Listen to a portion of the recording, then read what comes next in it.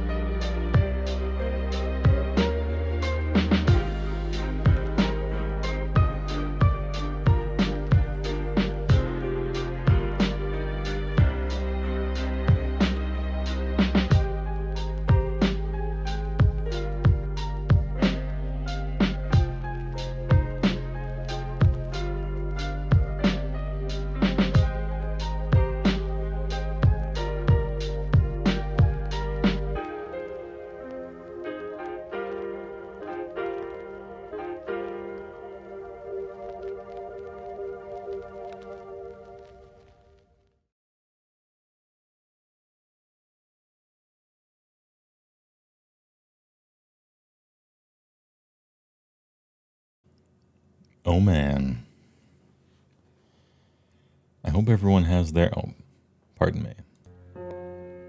I hope everyone has their blankies all wrapped up. Their chalky milk. Or hot chalky in my case.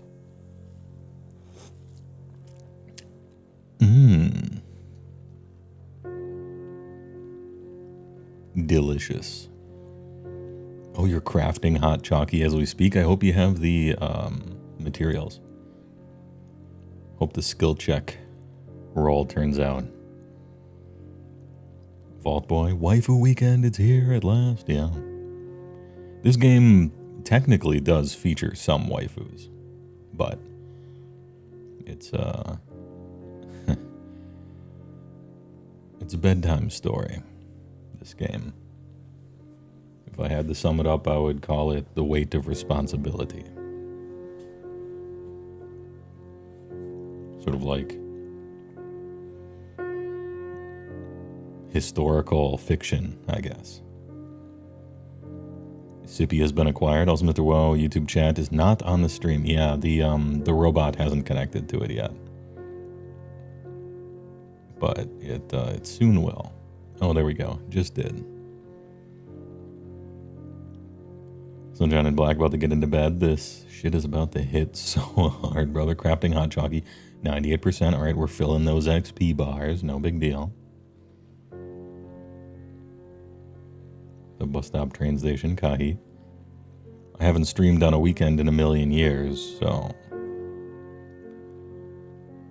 we got to get into the swing of it. Get people used to clicking on the weekend, or looking to click, I suppose. Either way, it's a good time to start with Roadwarden. Text-based quasi-graphical adventure about surviving in the wilderness in early times, in a historical / fantasy kind of area. Diplomacy, discovery, survival, and becoming responsible for the lives of others. What's your take on simulator games, truck farm, supermarket?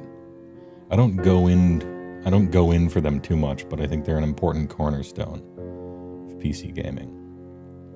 I played SimCity, back in the day, and Roller Coaster Tycoon and all the rest.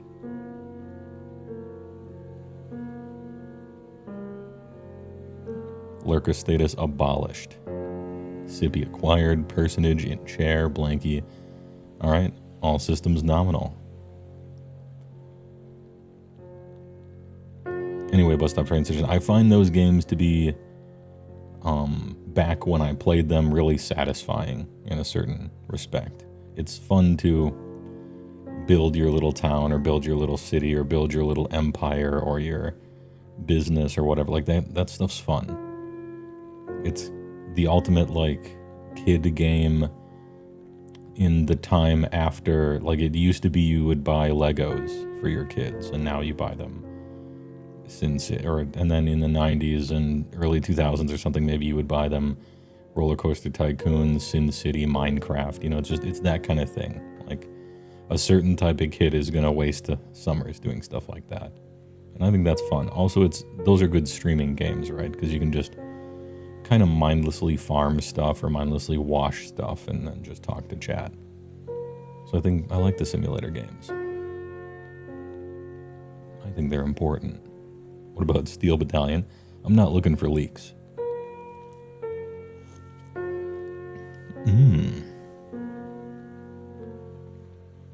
But if I twere, I'd probably go there first. Let me hit you with that music one time, all right?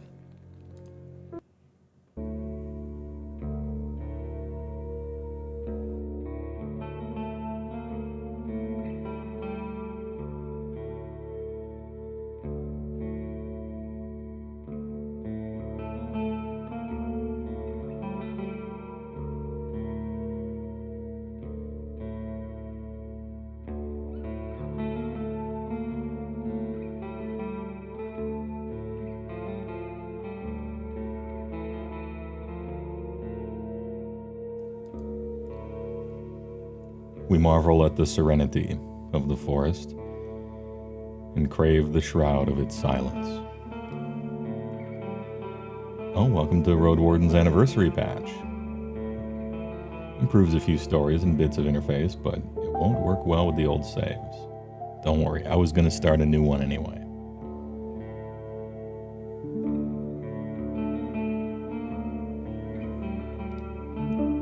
Proceed. New game. Everyone knows to stay away from the wilderness. Most people would never risk a lonely journey. Roadwardens not only accept this struggle, they embrace it. They deliver messages, assist merchants, burn human corpses, and if possible get rid of the beasts and the highwaymen. They live on the road, die young or retire early. It's a dangerous job, but a respectable one. And it pays well. I leave the safety of the city walls. Pick difficulty mode. Casual, Standardo, or restrictive. For those focused on the story, that's me. No time limit. Yeah, I want to do everything in the game, so if there's a time limit at all, that's a deal breaker. Turns out it's easier also. What about advanced options? I want no time limit ever, okay? 0.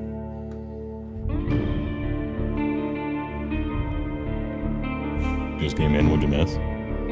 The very beginning of Roadwarden. Oh yeah, give me a bonus healing potion. Give me some coins, dude. Skip the prologue, no. Easier quests, nah. If we fail, we fail. Increased nighttime damage. I don't know. Oh yeah. I meant to start the music that loud and then tone it down, but I forgot because I liked it so much. Should it go down more?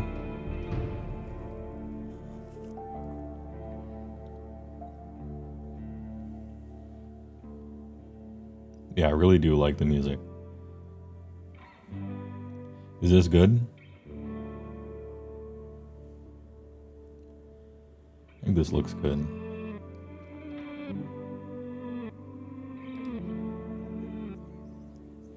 Proceed, hero, into Terror's lair. The wall's still standing. There are no wolves around, no stench of blood. Good signs. This should be the place you're looking for. We're supposed to meet with a group of soldiers, but you hear no voices, no sounds of labor. The gate is ajar, but the camp isn't safe. It may keep away the goblins and peddlers, but not beast folk, nor trolls. And the night is near. Your pal Frey breathes heavily. Had a long day?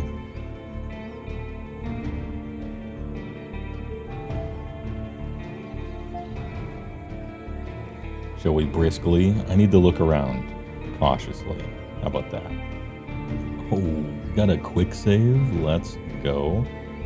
Notice there's no multiple saves, right? It's just quick save, quick load. I wouldn't be a very good gamer if I didn't go to settings right away.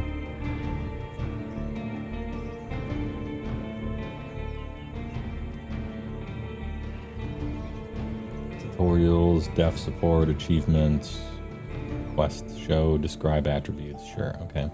Alright, we'll return. Ooh, is there a big... Oh, there's normal save points. Okay. I wondered about that.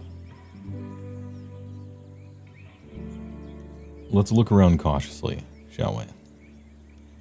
Considering the noise, you doubt that anyone noticed the clatter of hooves. The short, dry grasses barely cover the arid soil of this valley. But you're sophisticated, relaxing, kind of invigorating. Everybody doesn't appreciate it like we connoisseurs do. Pestering Pickle, thanks for 10 tier 1s. Huge, dude. I appreciate it. Big double grips. Thanks a lot. We love Roadwarden now. Let's go. Please enjoy 10 free gifts on the Twitch side. Pixel matches the illustrations is an interesting graphic setting. Yeah. I could do it, but I want to more easily be able to read it. You know, I am a streamer after all. And you know the problem with streamers is that we all can't read. And any help that I can get, I'll take. Also, good shot. Massive pickle. This guy's got a massive pickle. Reminds you of FO1 when you're mod out the timeline of the main quest. FO1. What game is that? Oh boy.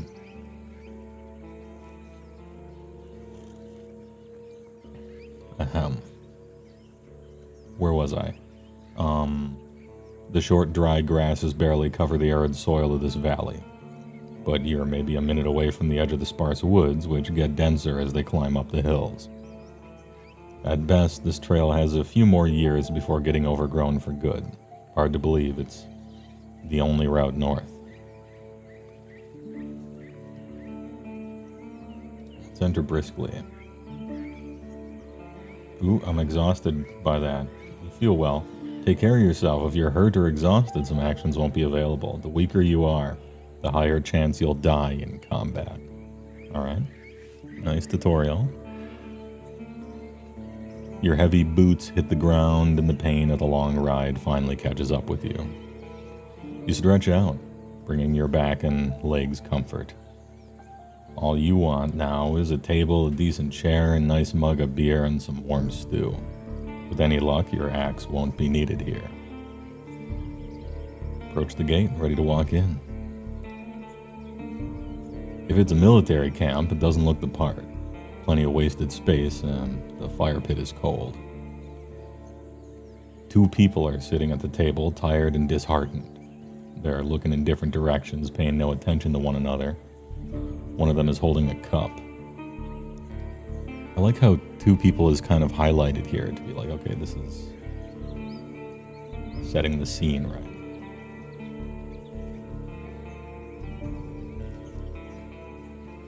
Ahem.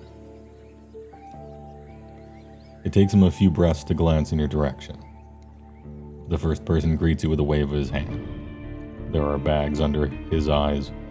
His beard is messy. Good point. There we go. Despite his simple shirt, he's wearing durable, decent boots. A mace with a head covered in iron hangs at his side, but he doesn't reach for it. Just like you, she's wearing a gambeson, but hers is a bit loose, as if she took it off a corpse. Her head is shaven, as if she's protecting herself from flesh-eating bugs. Her eyes are weary, yet kind. She smiles. Considering the squad was sent here half a year ago. Sophisticated, relaxing. Oh. Kind of invigorating. Everybody doesn't appreciate it like we connoisseurs do. Arden Throne, thanks for the 5 tier 1 gifts on Twitch. Appreciate it. People watching, please enjoy the free month. Damn. Sophisticated. 15, 20 subs relaxing. already, and I just started. CJ. Kind of invigorating. Everybody doesn't appreciate it like we connoisseurs do. CJ Buster, thanks for the 5 tier 1 gifts. Huge. That's 3 grips. 4 grips total. That should just about be everyone in the Twitch chat right now. Hey, thanks a lot. The people, look, the children cry out for Roadwarden. So many sophisticates in the chat here. Absolute scholars. Deep, cavernous folds in their massive brains. Considering the squad was sent here half a year ago, these two surely look the part. Though there should be more of them. 8, you believe. Let them speak first, or I ask about their lieutenant. I can't remember how deep this game is. Like, if I let them speak first, am I losing leadership points? Or if I ask them first, am I losing, like, rudeness? Yeah, am I gaining, like, rudeness points or something?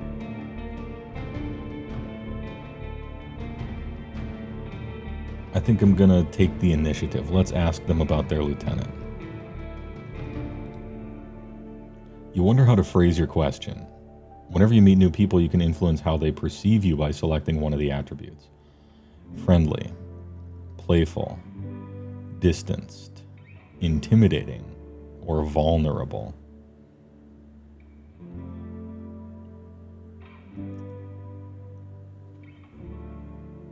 Well, I think there's a way you could ask this question, considering there's supposed to be 8 of them and only 2 are alive, purportedly. There's a way to phrase this question really wrong, and that would be playful, intimidating, or vulnerable, right? Anyway, I'm going to be friendly, which could be annoying, I think, right? But I'm going to do it. I was hoping to meet with... Oh, it gives you a preview. That's cool. Oh, nice. Nice game mechanic. It gives you a preview of what actually you're going to say. Which is sometimes annoying in RPGs, isn't it? When you select an option that is labeled a certain way and then the character says something like kind of totally different. I appreciate this. I was hoping to meet with your lieutenant. Could we talk for a bit?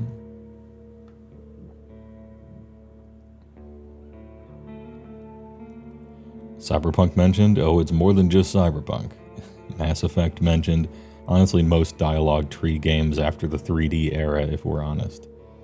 And especially the ones with the hokey, oogly boogly, like, evil side, good side choices, you know?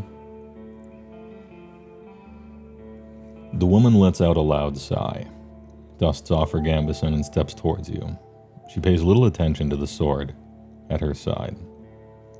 We most definitely can, you and I, though holding this rank is still somewhat new to me. Are you a messenger? Did you lose your mount? She observes you with curiosity. Or are you looking for help? I'm your new Roadwarden. Horse is waiting outside. Really? Soldier in the shirt leans forward. That explains how you got here in one piece, all by yourself. Better bring your beast here, adds the lieutenant.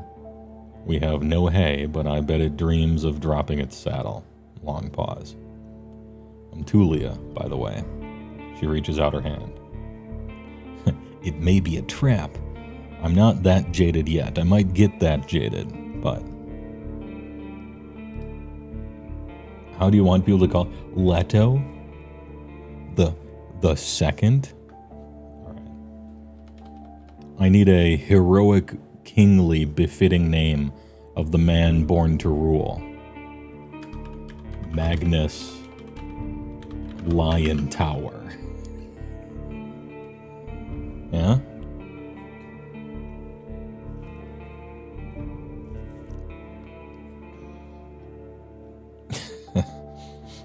A lot of text-based games are better about that. That is true. They can type and retype text 100 times or rereading spoken dialogue. Yeah, I agree. Bad guys won with their evil power. They implemented bad dialogue trees in RPGs. Yeah. Your heart longs for another timeline. Hot Chalky is empty, you still appear. Peepo Comfy. Roland is a good one too. Muad'Dib. Aurelius Maximus the Bigius. I'm gonna go for a Magnus Lion Tower. The man who would be king. Born to rule. Forced to rule. Ruler by choice.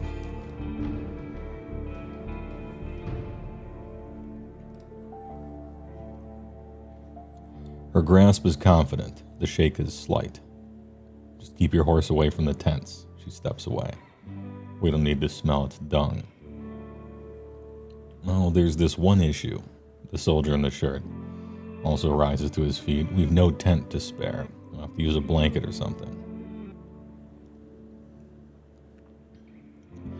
I should get used to sleeping on the ground anyway. You walk through the gate.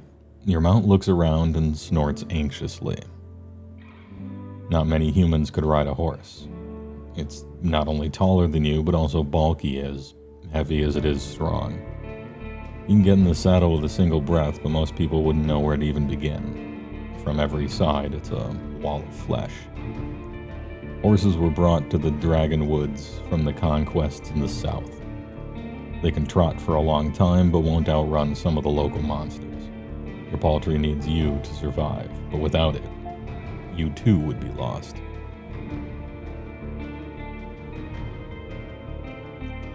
It's my only companion here. I want it to feel at ease, soldier.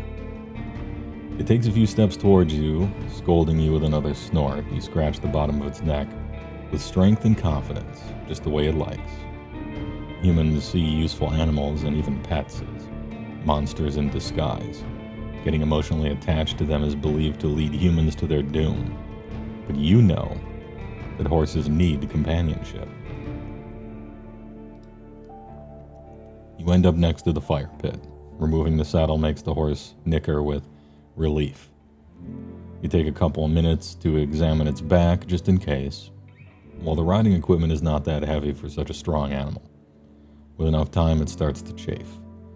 We should have had something better to eat than its shabby grass. You should look for an inn. You haven't brought many things, and you lost one of the sacks while fleeing the Crimson Corpse Eaters. Worst of all, you have no rope left, but maybe the soldiers could share some. Shouldn't cost more than a dragon bone. Aside from the travel set, you own a few valuable possessions, essential for your trade. Choose your class. Fighter, I spent my savings on decent combat equipment. I have a fine gambazon, axe made of steel, and a reliable crossbow with quarrels. Mage. I have talismans that help me use my powers, as well as an iron axe and a worn gambazon. Scholar. I carry writing instruments and alchemical ingredients, as well as a worn iron axe. Sorry, an iron axe, a worn gambazon, and a small healing potion. Now, normally in games like this, I go for the max charisma, max knowledge, intelligence kind of thing. Because if you lose in combat, just play better, right? I want to know everything. I know that crossbows are OP, but you can just buy one of those. I really like mages, always. Last time I was a scholar, if I recall correctly. I was either a scholar or a mage last time.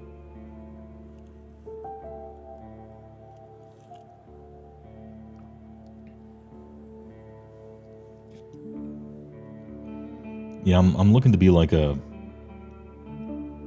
wise, scholarly king, you know, like big brain, big leadership. I want to learn more about these classes.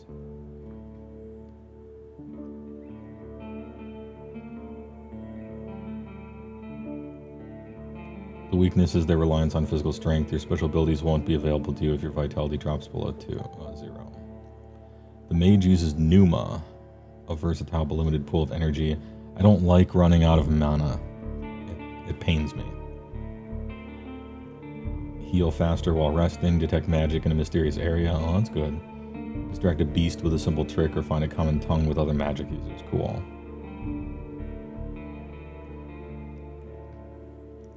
Scholar will know more about the world's mysteries than you, helping you take advantage of some unusual situations. Your character will impress the locals with its knowledge, and you'll be able to read the sparse written clues without anyone's assistance.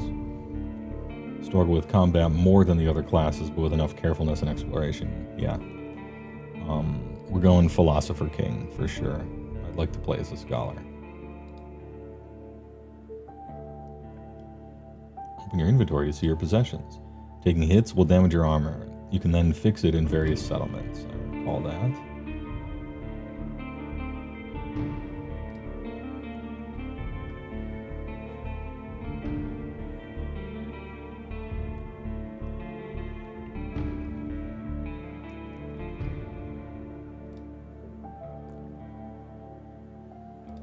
Cool. Big saver.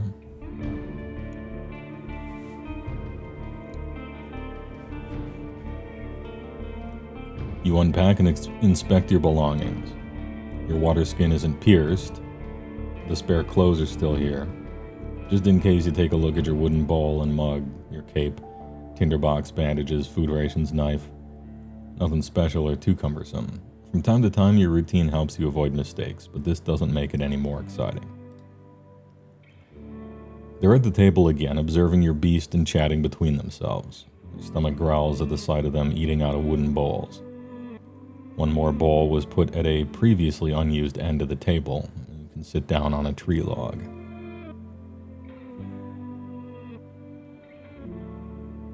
I thank them for the meal, but I don't want to eat with them. Interesting. I completely ignore the meal and start speaking to Tulia.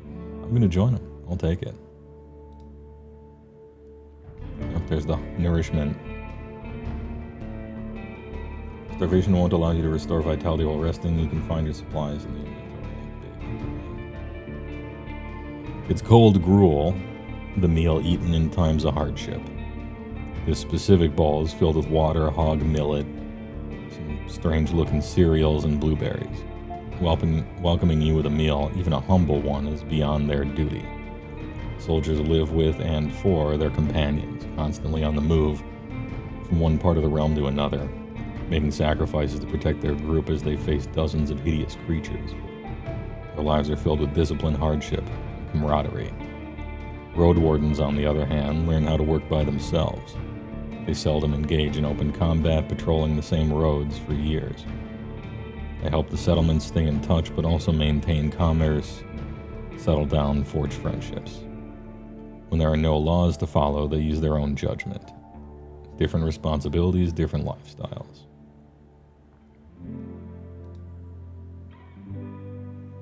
Love me some hog millet, just how Mom used to make.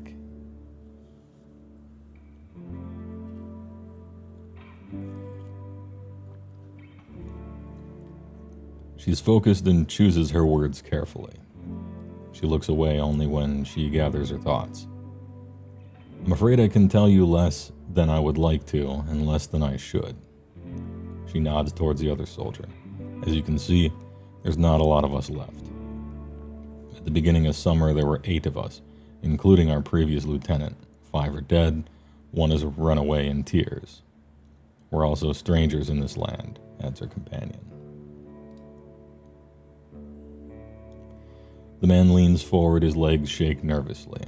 Sounds like a kid asking a bard to sing one more story, tell a joke, or do a magic trick, whatever it takes to escape from boredom. His untrimmed beard hides a much younger face than you originally thought. What did the officials tell you? I expect not that much. No soul governs these lands. I share what I consider to be relevant. Let's open up. You tell the soldiers how little guidance you've received. Since this area is too far away from Havlavan to keep it under control, you were warned that it's untamed and unknown. Who knows how many villages, bandits, or monsters may be found in these unmapped hills and forests. From time to time, new people come here to look for boundless opportunities.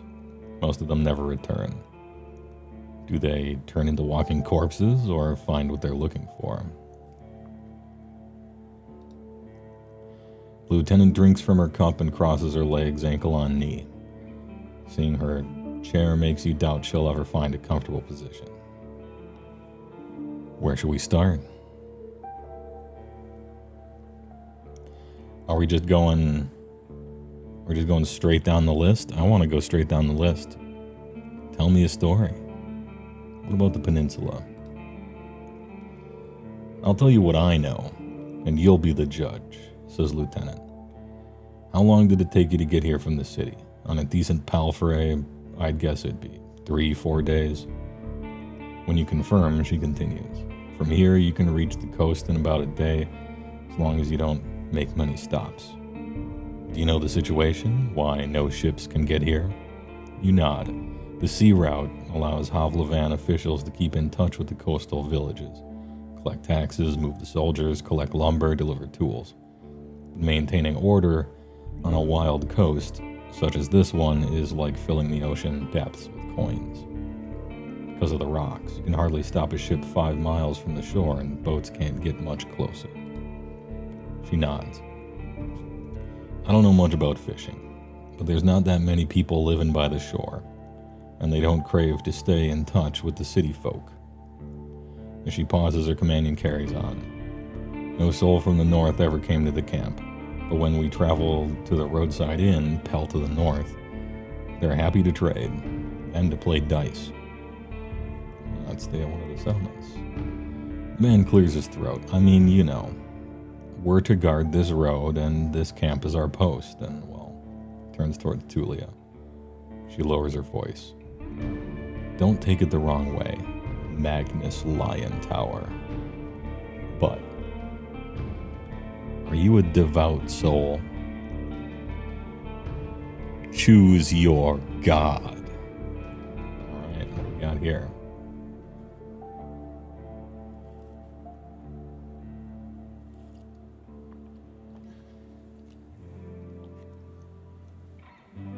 Like most city folk, I believe that people should unite their strength to overcome the threats of nature and dark magic. Everyone will be judged for both good and evil deeds. I'm part of the United Church. Or, for many years I supported a monastery that does its best to advance mankind's spiritual growth, artistry, herbalism, magic research, follow the teachings of an order of truth. I'm from a small village. For me, the freedom of shell, pneuma, and soul are the main virtues of life. My community is unique and independent, and so are its members.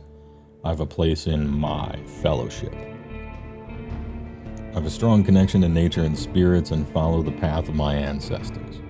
Some of my beliefs may be considered unnatural. I mean, sinister and treacherous by the city folk.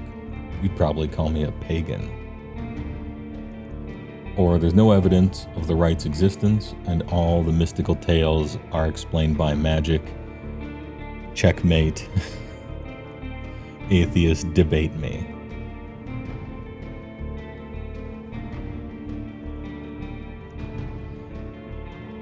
Yeah, Harzulian's boy.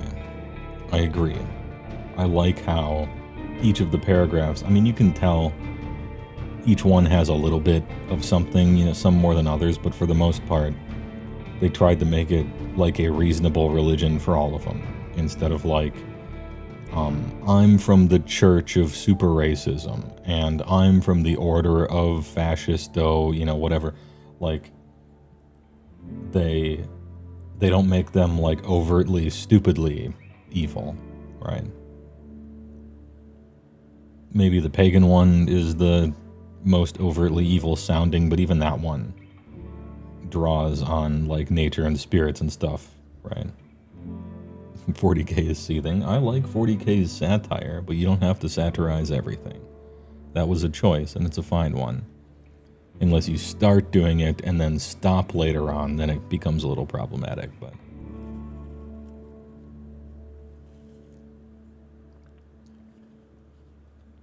I can't remember what I chose last time, and I'm not trying to follow in my footsteps in any case. Good job, King. Dadbod Napgod, things in Tier 1. 29 months. Defy unity. There's only schism. When in doubt, lean on your ancestors. Do I choose one that I would like? Do I choose one that I think would be the best for diplomacy? Or do I choose the one that try to figure out which one metagame-wise is going to be the best? Or just like the coolest one?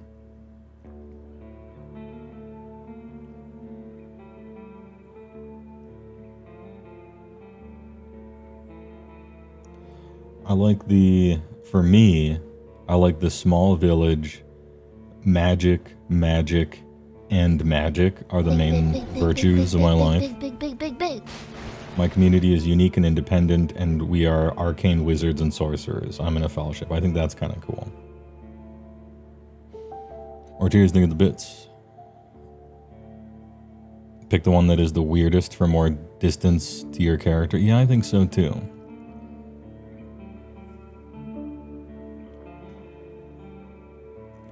I think the first time I was like, I'm an atheist, debate me, I think was the first one. I might go wizard on this one. I think the church is going to be the most divisive. Like, the church is going to be really good or really bad. And the same with something like an Order of Truth.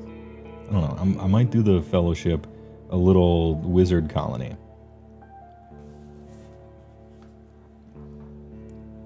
You went for the United Church on your first playthrough, Zoop? I think I avoided it because I didn't want to be divisive, and I figured something like the United Church, because it kind of sounds Catholic a little bit, right, would be either like really good or really bad depending on the outpost. But then again, I'm supposed to bring them all to heal, or I'm not overtly supposed to, but that's one of the ways that you could play. Anyway, I'm going to do this one that I didn't do last time. I'm going to be the Fellowship, Shell, Numa, Magic.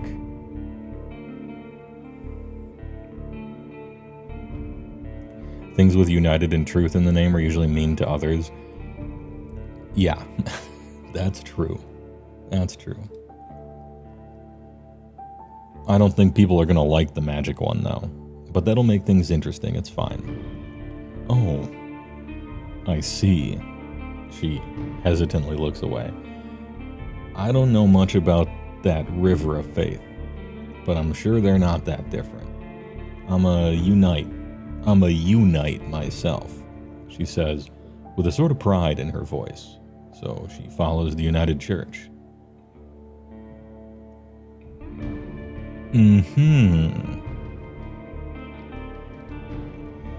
The people here are disquieting. Every few words, she taps the table with her finger.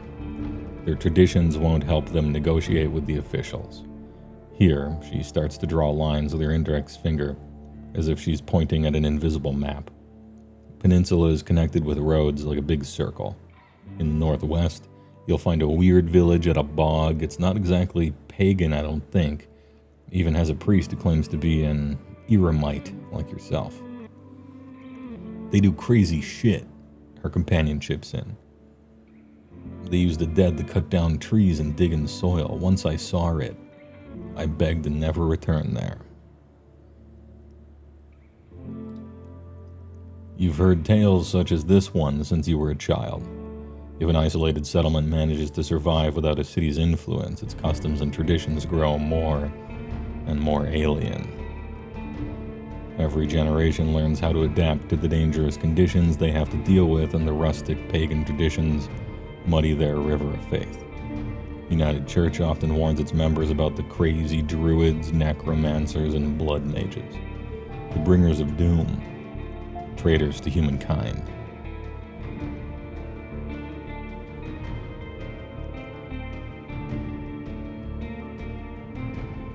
Were you able to speak with the necromancers? You can see why we were not eager to go there. If we could avoid it, the lieutenant chuckles. Maybe they'll be more welcoming to a Roadwarden. The roads are dangerous, but with little to no shelters. People need your help. The man in the shirt turns a bit and points a finger to the northwest. If you're heading to the undead village, you'll get to an inn first and soon. Tulia nods. Pell to the north is a safe place. You can walk with the innkeeper or the guards, ask them about the road. Any monsters worth mentioning that could catch my mount? We saw all sorts of beasts. The man starts to count on his fingers. Goblins, treants, cats large and small, runners, howlers, wolves, spiked boars, mouflon eaters, griffins. We managed to stay away. Some could catch up with most mounts. Tulia glanced at her companion, though a palfrey should be fine. Trees are so tall that the flying creatures keep to the coast and mountains. There's not that many humans around, and the animals are busy fighting amongst themselves. They fight more for food than territory. Soldier cracks his knuckles. Don't provoke them and ride fast. Just count on luck. And since I have chosen a scholar, I will be relying on luck quite a bit. The old quick save. What about to the east? She stares off across the camp. Hard to tell.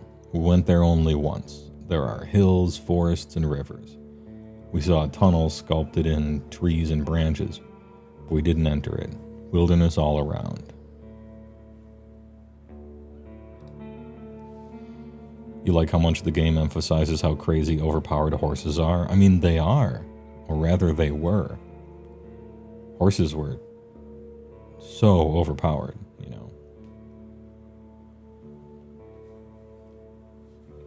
I mean, there's a reason the Spanish sailed them across the ocean to deliver them to America, right? We basically start an age in human history when we put wheels on them.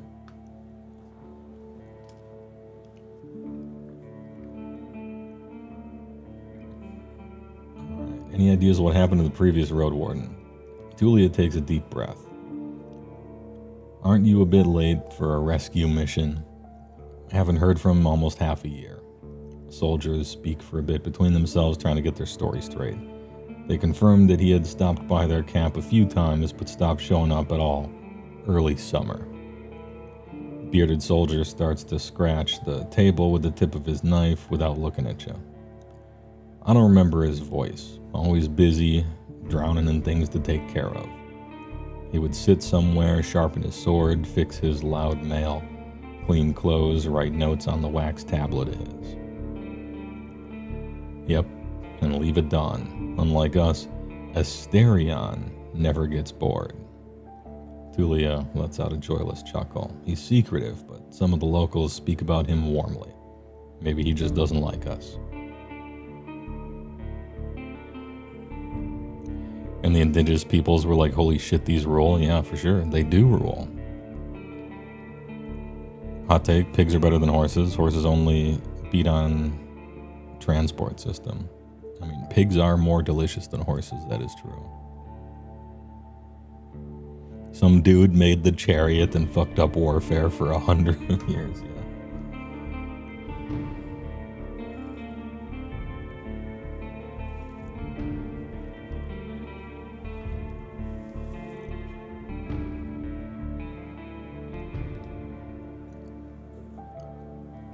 If anyone knows, they won't tell us.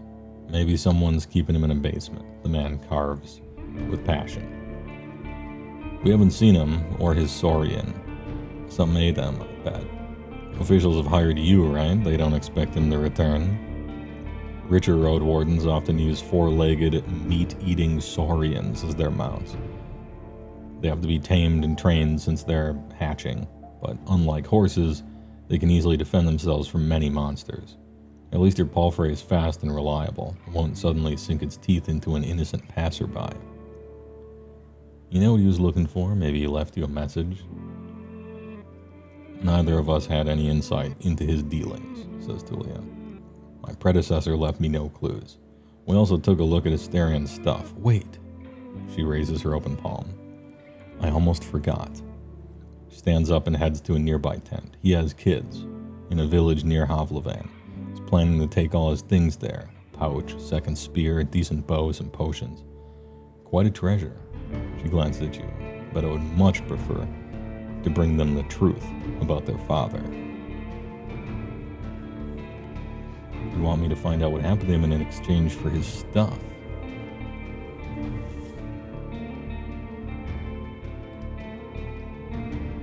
Here's the catch. She dusts off the hilt of her sword. We've hired a messenger to ask the commanders for further orders. Since she hasn't returned, and you know nothing about her, she either ran away or something happened to her. She sighs with resignation. We are meant to stay here until fall. What do you think? Come see us, tell us what you learned about the man. We'll get back to Havlavan together. Think about your real mission. You were planning to return to Havlavan in the early fall anyway.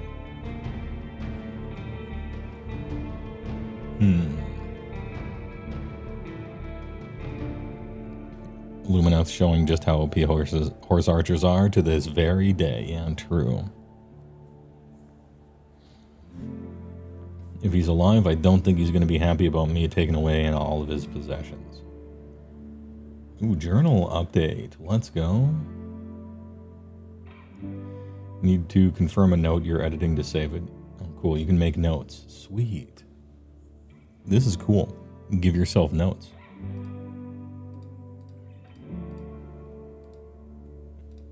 Nice.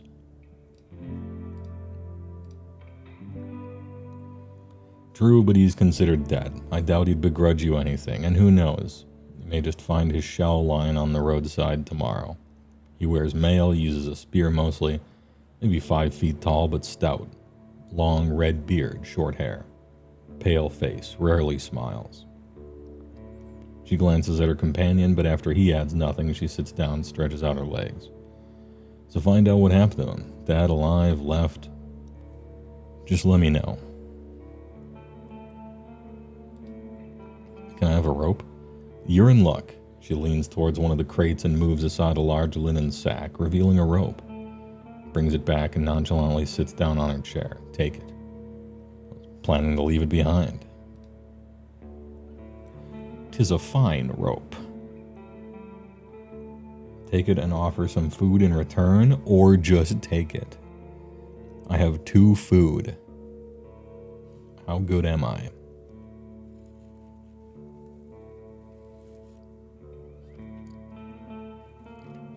All we need is a 10-foot pole, yeah, and a ladder.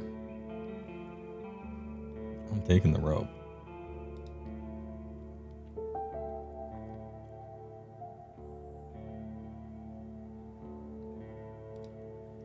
What happened to your squad? The man shrugs. Bandits happened and monsters. A strong band, though. His companion chips in. When we got to the peninsula in spring, we saw some people living in this camp. The lieutenant decided to avoid it and look for an inn. Had to travel through the night for a bit. Bearded soldier scoffs and crosses his arms, but she carries on. If he had decided otherwise, we would all have died that day. Innkeeper explained that the camp is a trap, and the armed ones pretend to be soldiers. Stay there at night, lose everything you have. Sound like slave hunters. Very much so. They killed some, they took others away, and who knows where. They were letting the northerners go, hoping to avoid their wrath. It kind of worked, adds the soldier. We asked them for help, but they refused. We had to clear the entire camp on our own, and that's why 3 of our people died. Don't exaggerate, it's not like the lieutenant didn't make a mistake. He wanted to get rid of them and take over the camp, but we didn't know our enemy well enough. We were outnumbered. And they had an ice mage among them. She looks at you. At least we cleared the road, saved lives. Nothing that would surprise you. Those of us who survived the skirmish were young, too inexperienced to spend a summer in this place without a good leader, and they didn't trust me. One of them got caught by a treant. Another one ignored my orders to perform some sort of a ritual hunt. So a werebear tore her to pieces. Last one tried to act tough, didn't tell us what. He had a cut on his hand while cleaning his gambazon. Lets out a ghastly chuckle. Had to cut it off, and he was so ashamed he decided to walk north, find a new life, disappear. Idiot. Okay, so in the future, if I find a man without a hand, that might be this guy. What a colorful journey. The man tries to drink from his mug, but it's empty.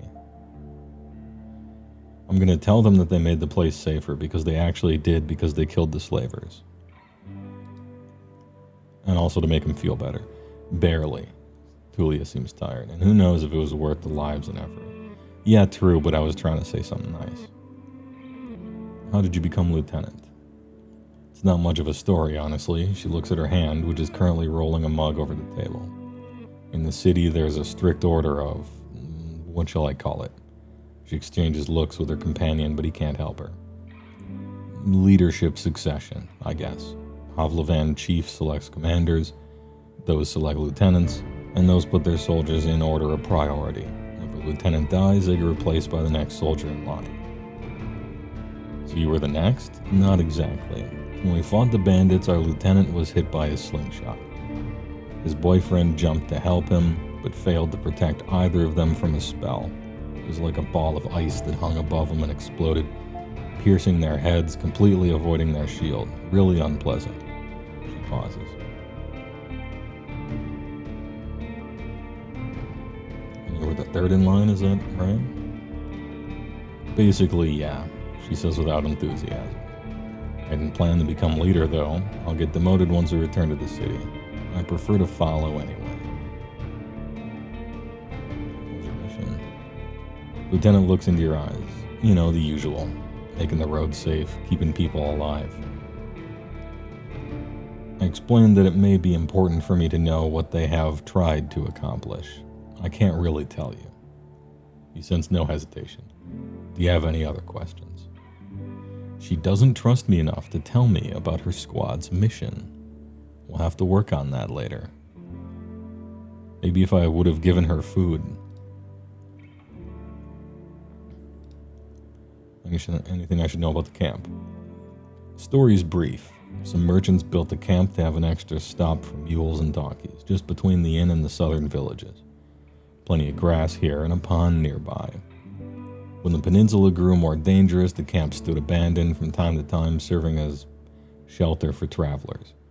Bandits came here in spring, further paralyzing the exchange of information between the northern, southern settlements. Since these highwaymen are no more, the situation may reverse. Time will tell. You can sleep here whenever you want. Man concludes their tale, though don't expect to wake up without a pain in your back. If you were me, where would you go next? Soldier answers quickly. To the inn, of course. He grabs his empty mug. The one northwest from here. Can't avoid the room, or if you can't afford the room, main hall is free of charge. Locals rarely gather there. Northern Road is much more traveled, mentions Tulia. But the hunters will tell you about this and that. You'll have a chance to introduce yourself. Innkeeper can listen and knows many souls. Any tips on how I can make a good first impression on him? Avoid cheap jokes, stick to trade, don't waste his time. Show him that you can be relied on. Oh, this is like telling me what thing to choose. When I get to him, that's nice.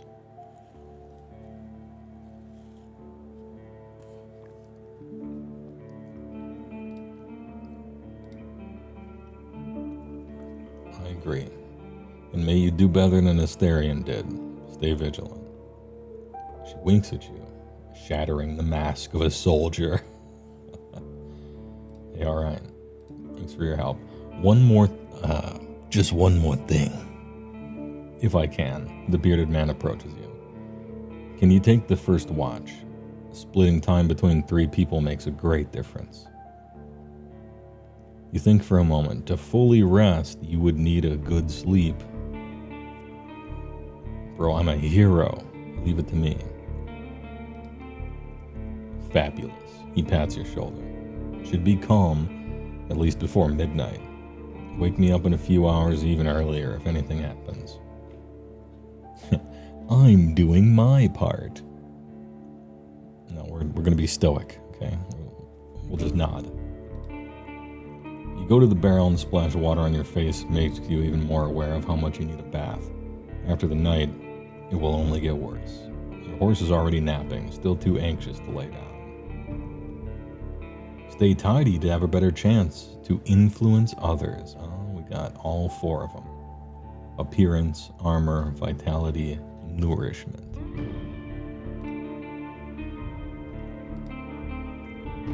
Soldier in the shirt is eager to guide you. Just observe the area. There's plenty of griffins around, though they won't try to jump over a palisade. Probably. Better watch out for the apes. They climb up and carry out any food they can find. And there's this one really loud were-elk. Were-elk?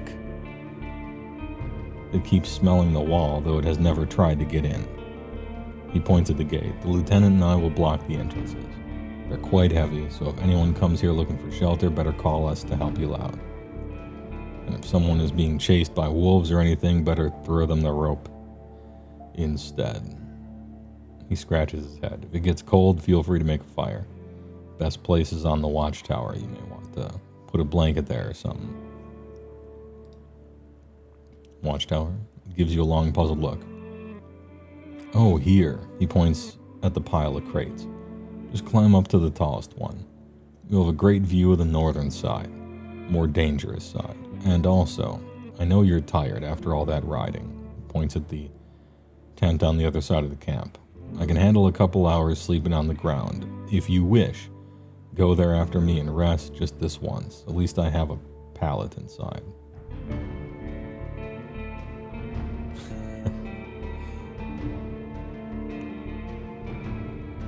I walk away. I'm fine. Don't worry about me.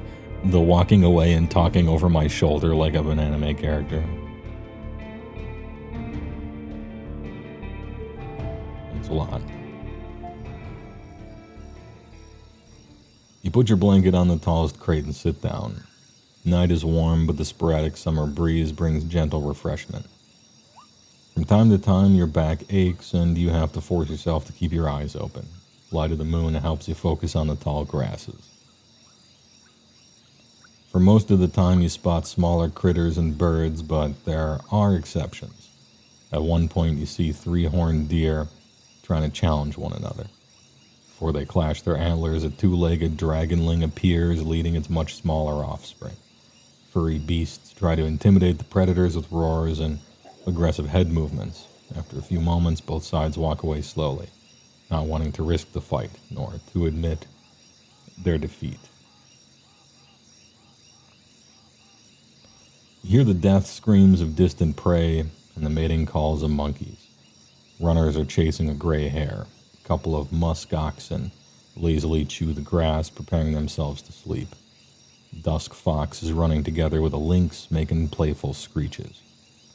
Thankfully, you never have to intervene. You just sit there, watching the not-so-distant forest, trying to outlast your sleepiness. You can only guess how much time has passed. Once you feel you've had enough, climb down and go to a tent, waking up the bearded man. Just a couple of words. Confirm that nothing important has happened.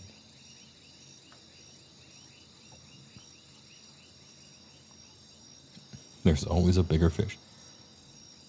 Actually terrifying if you know how big an elk can get. Elks are huge and very fast. Yes.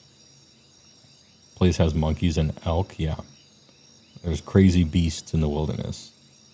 Also like lizards and dragons and griffins and screamers and all sorts of weird stuff.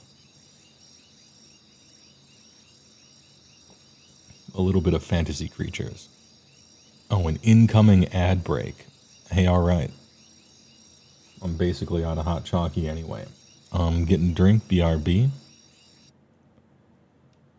Please enjoy a word from our sponsors.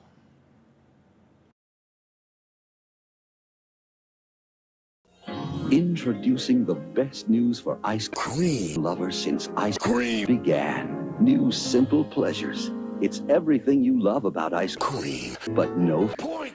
New Simple Pleasures is unbelievably rich, incredibly creamy, and absolutely top. Oh yeah. Because New Simple Pleasures is made with all natural pure athlete, yeah. Instead of point. New delicious all natural Simple Pleasures. There's never been an ice cream like it.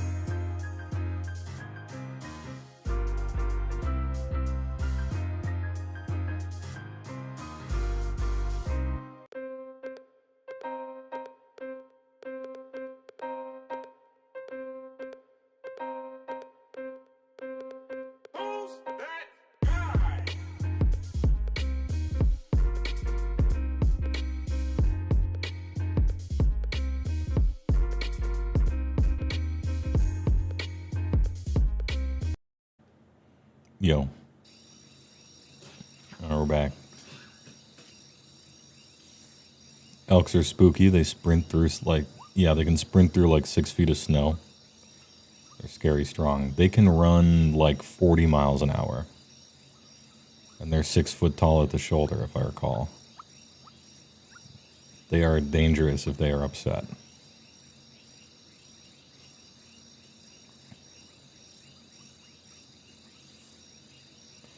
I gather my things and squeeze into the tent. I use my bag as a pillow, put my blanket on the pallet, cover myself with my cloak. Sleeping in a tent is not the stuff of dreams, but it's a much welcome rest. Pallet keeps the cold soil away. Moonlight saves the outside world from the eerie gloom. You listen to your own breath and find a comfortable position. Your job starts tomorrow. I focus on the real goal of my journey. The Merchant Guild wants to take control of this realm. Your wardening duties are secondary. First and foremost, you need to explore the peninsula. Learn about the territory, resources, and threats. Get to know the locals. And if you can, convince them to consider negotiations with Havlavan officials and traders. Could the tribes resist the soldiers or be a threat to the priests of the United Church? Are there any forbidden practices that need to be eradicated, such as blood magic, necromancy, robbery, or slavery? At least I have time. I need to be as thorough as I can.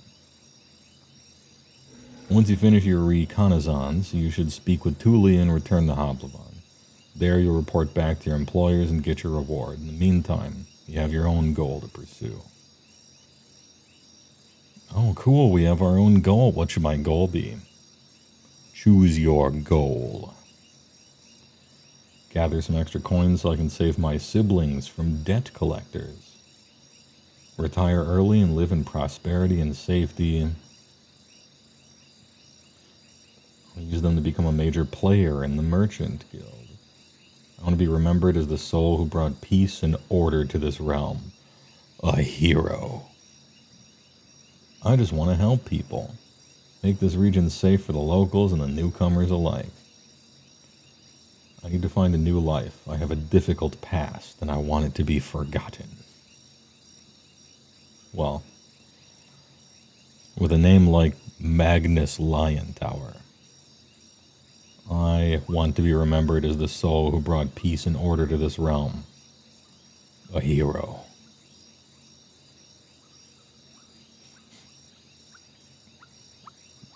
Your half-asleep senses are catching the sounds of the wild forest.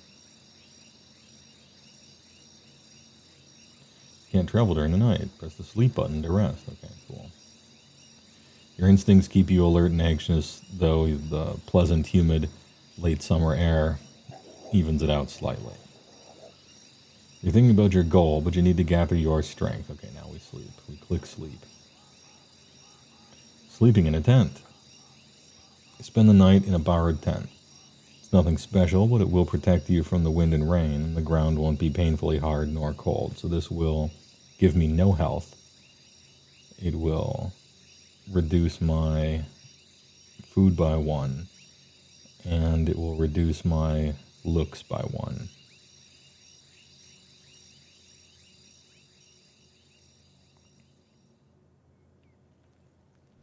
Never mind, it reduced my nourishment by 2. You're woken up by sunlight, well rested and ready. Without haste, you gather your things. After only a couple breaths, you notice a weird smell like a roast. No, burning meat. Burning, rotten meat. Disgust crawls into your consciousness. You exit the tent. Your horse is looking around nervously. Your bags are where you had left them. You see an open gate.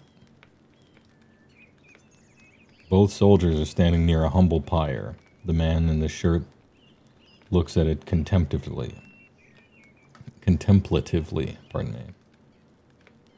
Thule is the first one to address you. Magnus Lion Tower. She greets you with a nod. We use the horse's manure for the flames, so don't worry about cleaning it up. You see a corpse among the flames. It's impossible to tell if it belongs to a male or female, but it was an adult. The burning process won't be over for a couple more hours. Traveler or undead? Latter. A young one. She lacked the pneuma to understand that she couldn't get inside the camp without climbing. I stabbed her with a spear from a safe distance. She shifts her weight. One more fog and she'd be a real threat. Even now it took a couple of hits to knock her down. Sooner or later every human shell wakes up, gaining more strength with each soul it devours, and each moment it spends in the fogs. Burning the dead is not just a religious practice, it is a necessity. Soldiers, priests, village mayors, even roadwardens.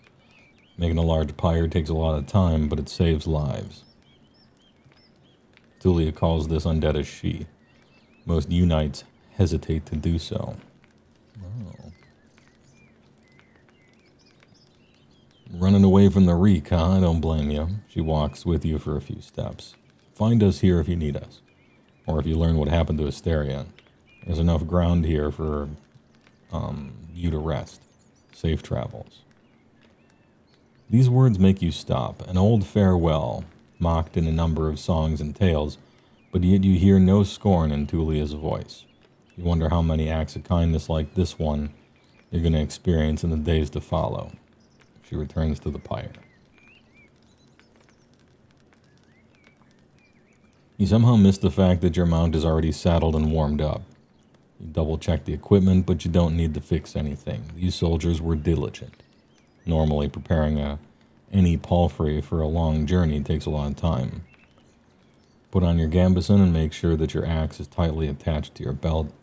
Then get in the saddle. Palfrey knickers, ready to leave. It's time for you to get to the crossroads, north from here. Alright, we got the travel button.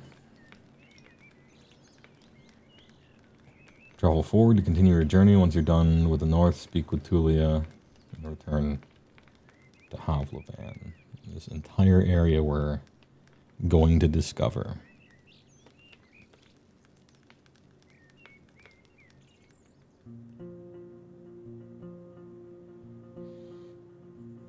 Even at a later hour, you wouldn't expect to meet any travelers in the valley.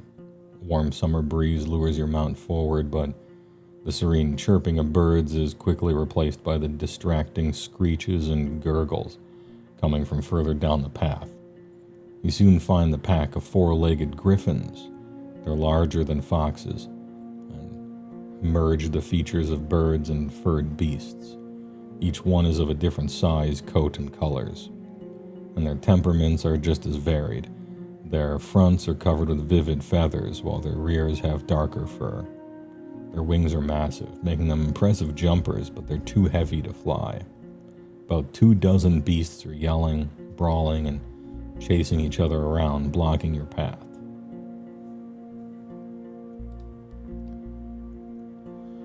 You can't enter the forest blindly. If these or other creatures were to chase after you, the thicket would be disastrous for your horse. There are reasons why travelers stay as close to the main roads as possible and why adventurers move in groups. Usually the safest approach would be to stay where you are and just wait for the pack to get hungry. It may, however, take up to a couple hours. You're thinking about your conversation with Tulia. You've got a lot to do, and time may be of the essence. Although it actually isn't, because I did not select a time limit. Random chance, huh? Stay here, ride, or look at this. On occasion, you can use the Scholar's Education to unlock unique interactions. Let's go. Sweet. I mix black powder with Gladon that grows nearby in the dried skunk sorrel from my bag. Once I ignite it and throw it at the griffins, they'll scatter. I make a UMD. Alright, I'm making a bomb.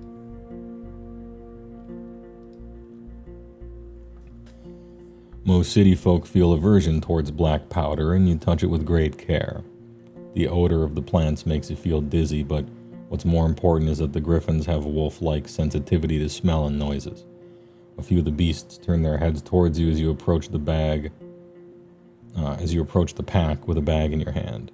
You ignite your missile and throw it forward. At first the creatures surround the source of smoke, but then growl in disgust, even putting their beaks to the ground. They flee, allowing you to continue your journey. Let's go! Science wins again. Big. I really need to find a proper alchemy set. True.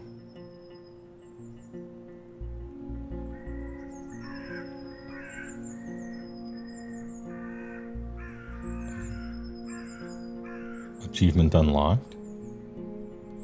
The road splits. According to what the soldiers have told you, you may find a safe inn by turning left.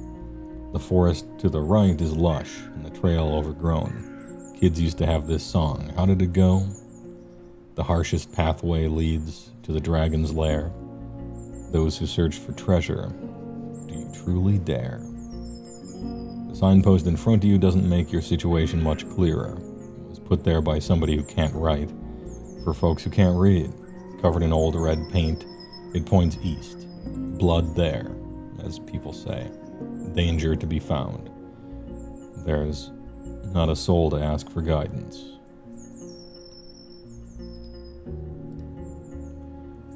Oh, we get to name the horse? Alright, chat. I know most of you are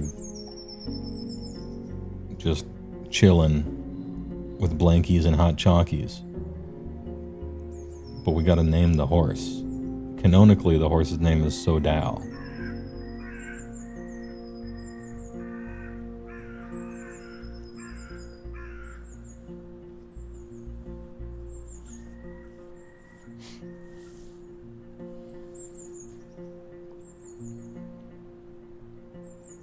It's hard not to name the horse Soda. Soda neigh. Get it? Like a horse neighs.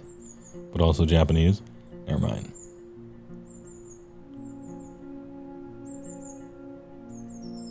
I can name it Bastion.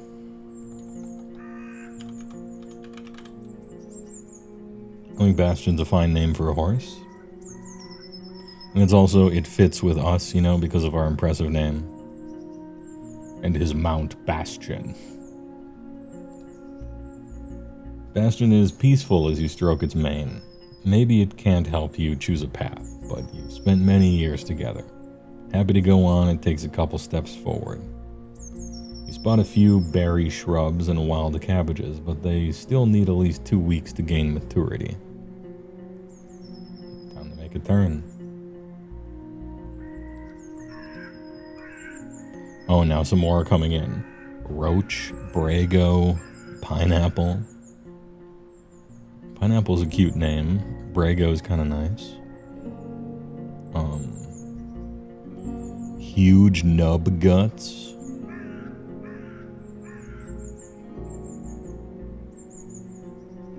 Alright, apologies, extra name havers. I went with Bastion about 2 minutes ago. Apologies. Anyway, big traveler. We shall go to the inn first, as is what we were supposed to do. This hunger thing is kind of an issue here. Also, we're looking 1 out of 5 ugly. Bastion trots with ease, unbothered by the few branches covering the beaten road. Bird songs and distant howls draw your attention to the forest, which gets sparser and brighter. You spot boars, roe deer, and saurians. The sight of a nearby wolf pack worries you, but once you push your hips forward and your palfrey enters a canter, beasts don't even begin a pursuit. Speed alone will protect you from many dangers.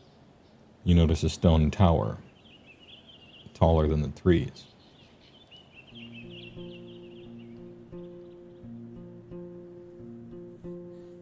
Inns like this one fit the regions traveled by merchants, but you wouldn't expect a place of this size in a forsaken peninsula. The stone and lumber must have been transported from far away, and the workers guarded by expensive mercenaries. Surely live for many seasons in a primitive hamlet subsisting on salted supplies. There are seemingly no cracks in the wall, and the building was whitewashed only a few years ago. Road is wide and beaten. Dozens of souls could hide if not in the buildings, then at least in the yard. The expenses and labor put into this fortress were worth many trading ships. 3 armed people are on the ramparts, though you only see what's above their waistline. They're leaning on the parapet, right next to the gate, and you think you notice a glimpse of a smile. They wear gambesons, each one of them dyed differently, yellow, green, and linen gray. We are at the Pelt of the North. A woman in yellow armor leans forward. She has long, curly, disorderly red hair, pointing in every possible direction. This combination of colors doesn't work at all. In the woods, one would have to shout to draw this much attention. There's still a fair distance between the two of you, but she speaks loudly. I hadn't seen a horse for years now. I just said that it's weird to see such a large jackass. Her voice is young and strong, with an accent that reminds you of the villages spread around Havlovan. But no jackass would wear a saddle, I'll say. She exchanges a few words with a male guard wearing green, giving you time to move closer. Well, this one here says there really are donkey saddles. Say, traveler, how hard is it you ride a horse?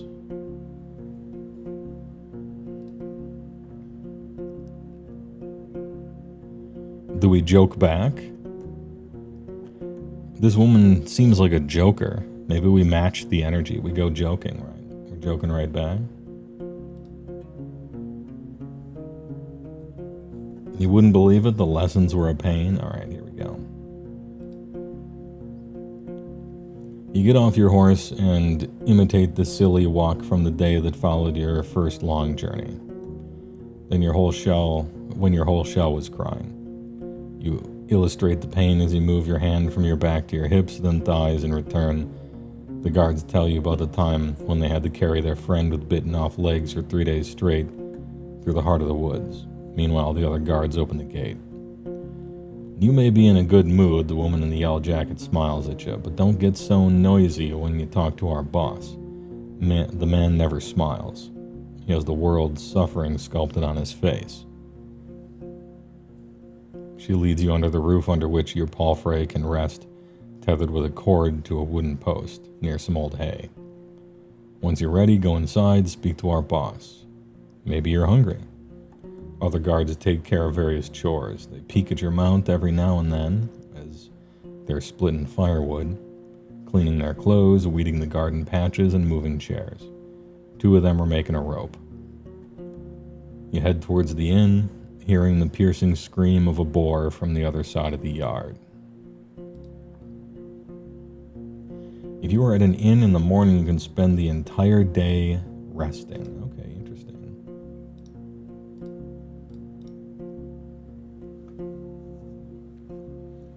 The locked windows make the air stuffy, and the weak fire in the stove hardly lightens up the hall. A muscular man is sweeping the floor near the stairs, but after he glances at you, he leans the broom against the wall and heads behind the counter. You're lucky to show up. His voice is deep and soft, with a city-like accent. He observes you with keen attention, yet avoids your eyes. I have a keg of decent ale, wormwood, bog myrtle, juniper berries, cat's foot. He fills a mug carefully and puts it on the countertop. It's gonna spoil soon, today maybe, and we don't drink here before the even. I hate to see the good stuff go to waste. His skin is dark, almost purple, rare even among the southern tribes, and his hair is naturally bluish. His clothes are quite fancy for manual labor. The elegant tunic wouldn't stand out in the city square.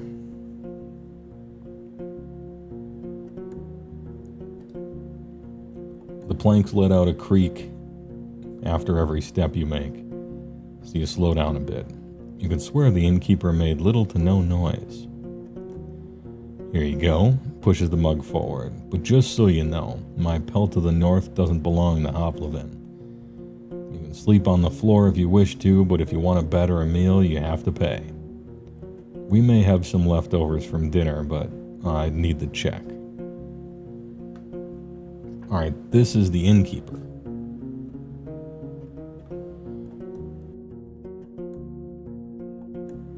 Ahem. And I was told no funny business, straight to the point. So hide my emotions and just go straight to business. Big save, I guess. I won't stay here long. I introduce myself. He nods and fills another mug, this time with water. I guess there's no point in waiting for Asterion then. I'm glad to see someone take his place. Even my crew here hits the road only if they need to see the healers of Howler's Dell. And they're more than resourceful. A Roadwarden is always going to find work here in the north, though maybe not on the eastern road. He takes a mouthful of water and drinks it with a pleased sigh. There are no guests here at this time, or hardly ever. I can take a short break For a brief moment, he meets your eyes. Do we drink the ale?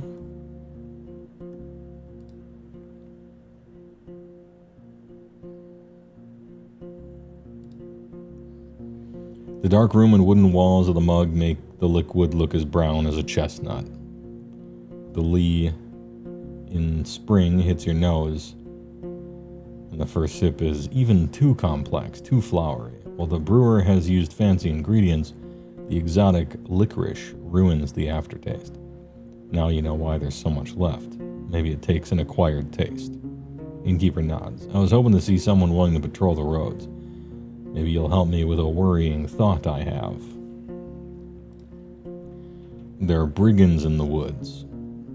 Our place is a stronghold, so I'm not afraid of an open strike.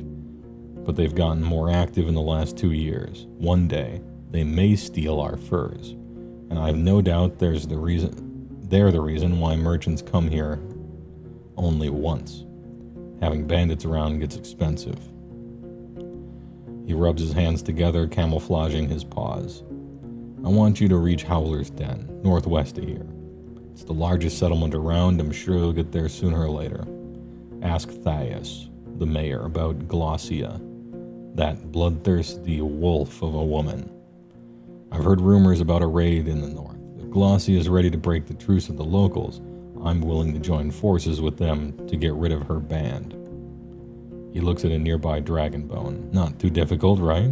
Just do it when you have a chance. A couple days won't make much of a difference. I'll pay you 2 coins when you get back with the news. Fine? Confession, you love drinks like that? I get the impression this is... they said it was ale, but I bet it's kind of like a... What do you call it? Like a grog or something, maybe like a wine ale or something. And as it pertains to that, yeah, I like it probably too strong, I guess. You nod, or 3? You say 3? Alright, big saver. Absolute save scumming. He nods with a smile. Let's go. What else do you need? What do you have for sale? Do you have anything? Do I have anything you'd like to buy? And then some questions about people. Well, I do need nourishment. Do I even have anything that could be sold?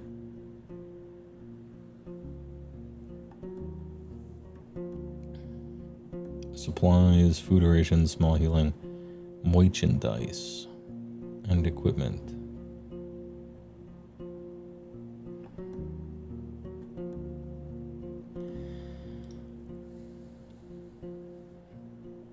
Well, let's talk to this guy first. I'm looking for Asterion, the previous Roadwarden. Are you now? He goes to the table and invites you to sit down with him. I don't think I'm going to be of much help. He rests his elbow on the table and grunts quietly to clear his throat. But I do want you to find him, so. When asked about his intentions, he measures his words. Asterion and I made a risky deal. Well, a very promising one. Last time he was here, he took 50 coins, my half of the investment. He knocks on the table with a fist anxiously. If you get my coin, or at least find out what happened to the guy, I'll make sure you won't be disappointed after bringing me the news.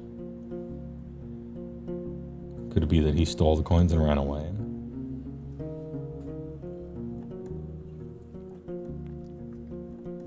He looks at a window and starts to play with a shutter. I just think Asterion ain't the kind of soul that would do such a thing. For him, it wasn't much of a fortune, and I'd risk saying he had earned my trust. Not only mine, you know. It's easy for a Roadwarden to make connections. He always has places to go, things to take care of. He rubs the table with his thumb as if trying to clean an invisible stain. I've asked travelers, I've spent a couple of my pals to find him. No real news. I know he stayed in White Marshes for a day and was meant to do something for the people there. It's a village in the northwest. Just stay on the main road until you reach the bogs, then enter them. You may get there before dusk.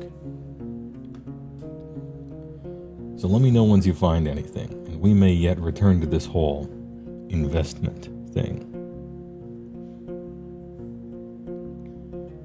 I'll think about it.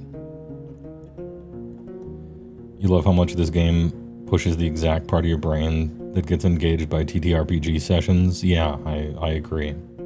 It's very reminiscent of, in my opinion, the good type of TTRPGs.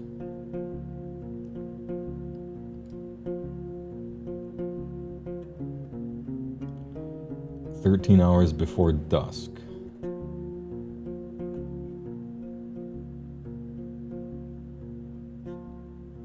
What can you tell me about the peninsula?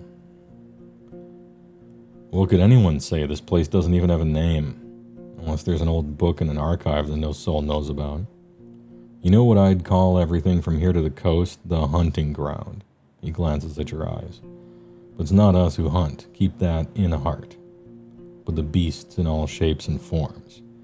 His words gain confidence slowly, which is strengthened by his deep voice. I've lived in this inn for over 10 years now, and I've only seen a couple of roads, a couple of places. It's just, once you get here and you see how harsh it is to hit the road, you have only more reason to stay at the warm stove, behind a wall, even if it's suffocating. He looks toward the windows. I'm sure you've heard a lot already, and the people don't build hamlets anymore. There are no more ibexes from the south, and the traders stay for only a few days. All of our iron is used for cauldrons, not swords or tools.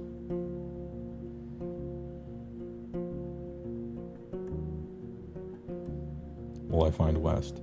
Well, there's hills nearby, then you'll find a village maybe an hour away from here. It was destroyed by beasts almost a decade ago, nothing to see there. Goblins live there now, so most people just travel around it. And they say it's haunted, but who knows, who cares?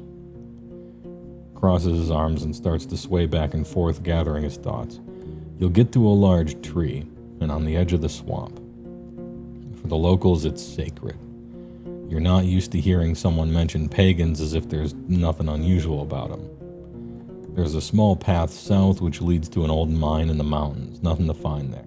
But keep riding north and you'll find Howler's Dell, set at a clean brook. Farmers live there, and mouflons and druids. They'll let you stay for a night, but they're not cheap.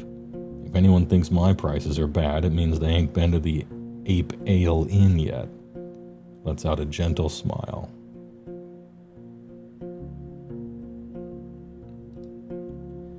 I know only a bit about the next settlement, Old Pagos. The soil there ain't too fertile, so they work in their quarry and help other settlements build things in exchange for crops. Forests and hills ain't too harsh, but the Seekers have a small monastery nearby in the mountains. I don't care much about them. They keep to themselves and they don't pay well. The third village is unknown to me, White Marshes, set at the bogs. I've heard it smells like a griffin's lair. I've heard a lot of nasty rumors about the place, but I won't share them. I don't want to be a lie spreader. So 3 villages really. Howler's the one near the monastery, whatever it's called, in the marshes.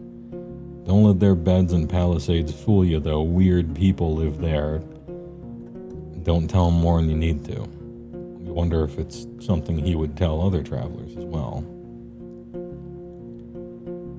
Eastern roads. Pretty much. Don't leave the main road, I'd say. Not so far from here, you'll find an old dolmen. A few of my people had to spend the night there, and the monkeys stole food and gods from their bags. It was their fault. One of them had fallen asleep in the middle of the watch, but you know. Eastern forests are wild. The roads are rough. Almost no soul lives there. One day all these roads will be swallowed by the trees again. The furthest my team has gone has been the home of the Enchantress. Just stay on track until you reach the crossroads, right near an abandoned watchtower. From there, turn east. You'll recognize the place. It's a nice home in a lonely meadow, surrounded by a wall. He looks towards the closed window, then back at you again. Kinda like our walls, but simpler, without coating. She lives as a hermit. Eudocia. I don't know how she manages there. But if you don't have decent coin, you won't find much there. So back to the crossroads, if you turn left instead, you'll see a road. People stay away from it. It connects the tower and the monastery, a shortcut between the two sides of the peninsula. I was warned by the locals not to use it. It already belongs to the beasts.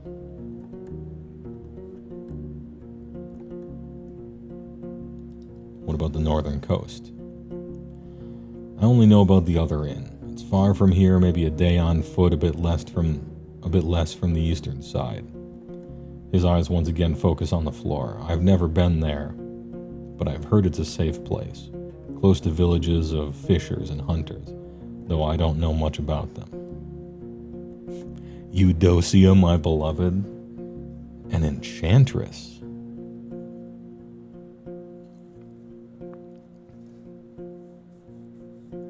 Now we're getting interesting.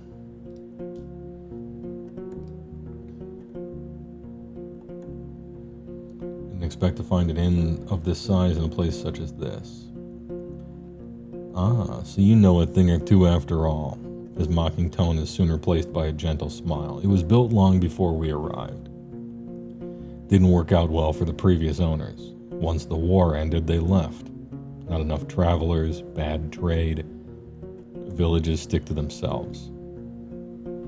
We, however, came prepared. And now we're prospering. When you ask him how they can afford all the supplies, he runs his finger through his dark hair. I'm not against running an inn, but we don't rely on guests. We're the ones doing all the trading. My hunters are a clever bunch and stay safe in the forest. In exchange for furs, claws, and bones, we get what we need and more, both from the south and the north. He relaxes in his chair. We have a good life here. We spend a whole lot on armor, crossbows, lumber, spears, but in another 10, maybe 20 years, we'll have enough savings to move to Havlaven and not work for another day in our lives. We take risks, but smartly. The team is stronger than ever, and I have big plans for us.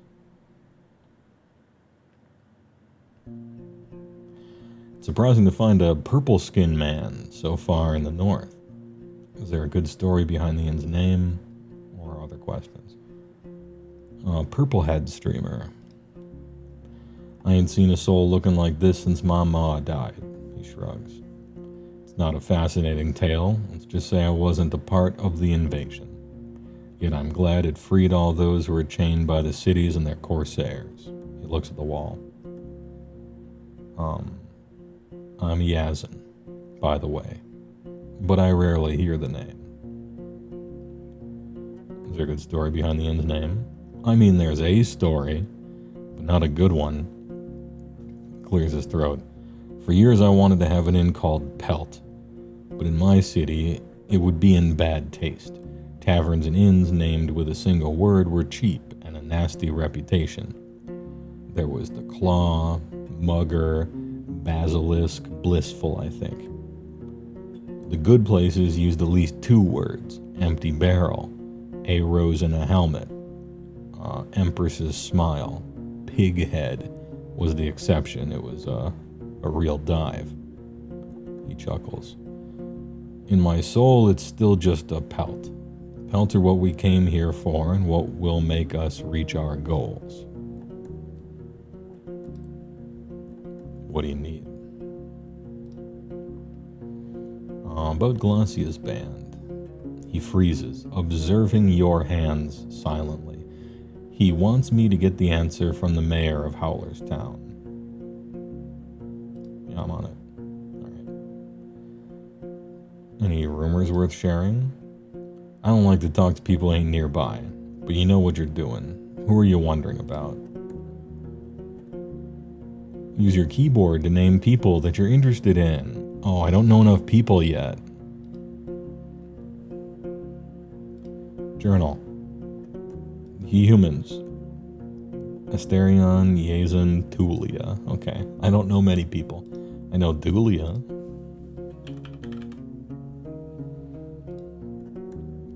ain't seen Thule in quite some time. Since her squad vanished in the fogs, she's been careful. Glad to know she's still alive. She's too inexperienced to lead others to battle, I think. He shrugs. Like most people, she needs to follow orders, but she already knows that. Nothing worse than a fighter too stupid to limit their ambitions. Alright, let's change the topic. Any leftovers? Yeah, I feed them to our boar. I won't give them away for nothing. Oh, he did mention Eudocia. I'm gonna ask about that. He tells you to wait and leaves the building for a few minutes, returns with a wooden bucket and long stick, ending in a hook. Go through the gate, turn left, you'll see a bunch of bushes. We need some berries. Bring me a bucket full, you'll be done in half an hour or so. Your horse could use a nap anyway, and I'll prepare something to fill you.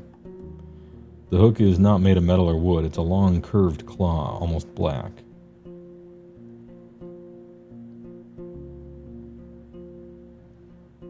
Half an hour? Alright. Tools are cold, but not heavy. You notice a pair of thick gloves at the bottom of the bucket. Oh, the berries are not a problem. Innkeeper smirks. Unlike the snakes, better scare them away with a stick or move them with the hook. And protect your hands. Little ones won't eat you, but don't get bitten. I'm sure you know how to be patient. You step outside. Bastion's enjoying some old hay at this hour. The armorer's workshop is closed. Alright, we can forage some berries.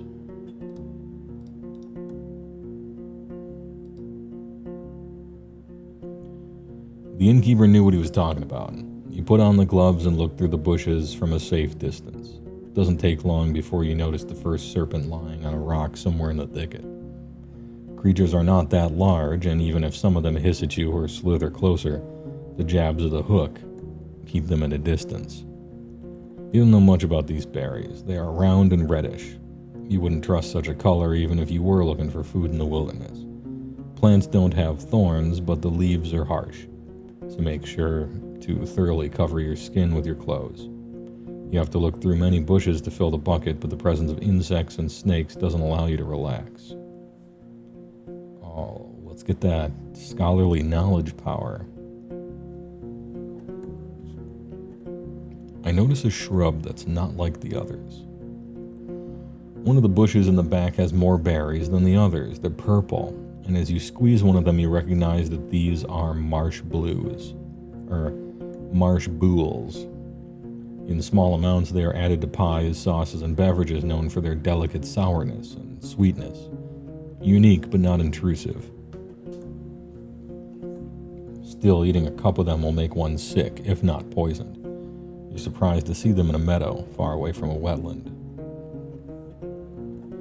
You could use them at an alchemy table, if you can find it. For now, you put a fistful into one of your jars. Others are still a bit greenish.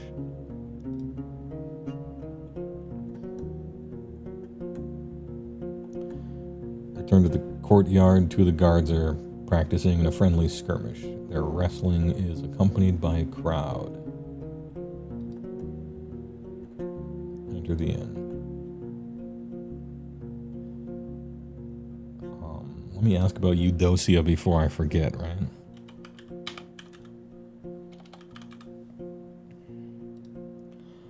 Oh, Eudocia is crazy. She lives in a lonely house all by herself, skinny and dirty like a corpse eater surrounded by golems. Never smiles, never cries. One of those. She never leaves her home, and if you see it from far away, it looks abandoned. A few times a year, people travel to her and trade barrels of food for magical items. A woman after my own heart. Awesome. Here's some fruit. Great. Peeks inside the bucket. I got cabbage stew with a few goose chunks for ya. Goose chunks.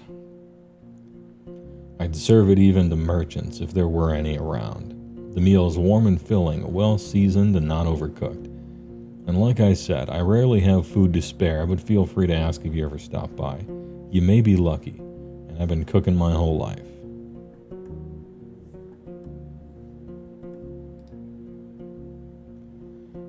Thanks or keep chewing.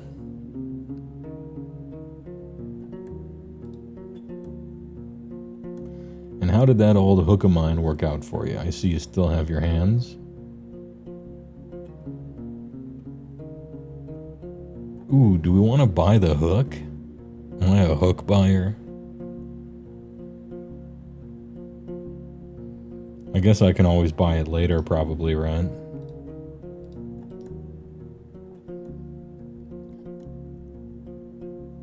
Anyway, yeah. I'm fine, thanks.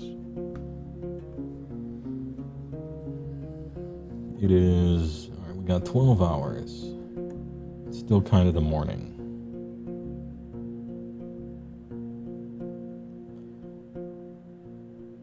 Do I have anything you'd want? What do you got for sale?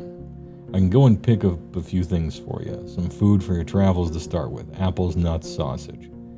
Not too many at once. We need to maintain our supplies. I got an elk fur I don't need. Its buyer was caught by a pack of red wolves. Nice for sleeping spot, just as nice for a wall. An almost untouched bowl of soap. Priceless for a traveler. You can't tell if he's being sarcastic. Context. He is not being sarcastic. Made of fine oak ash.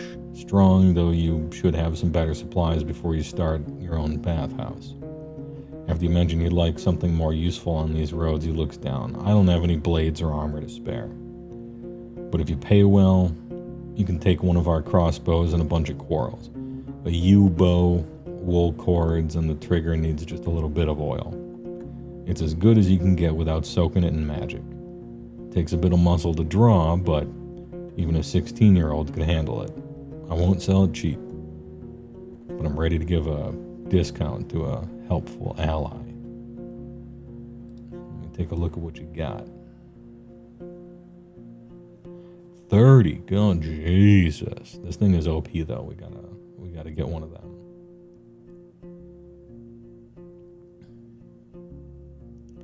I will take the soap. I will take the food. Thank you very much.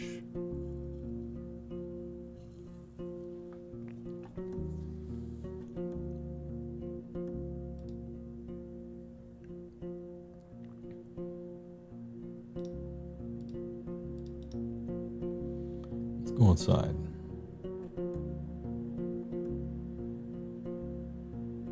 Okay, my armor's half finished. I could go to the armorer.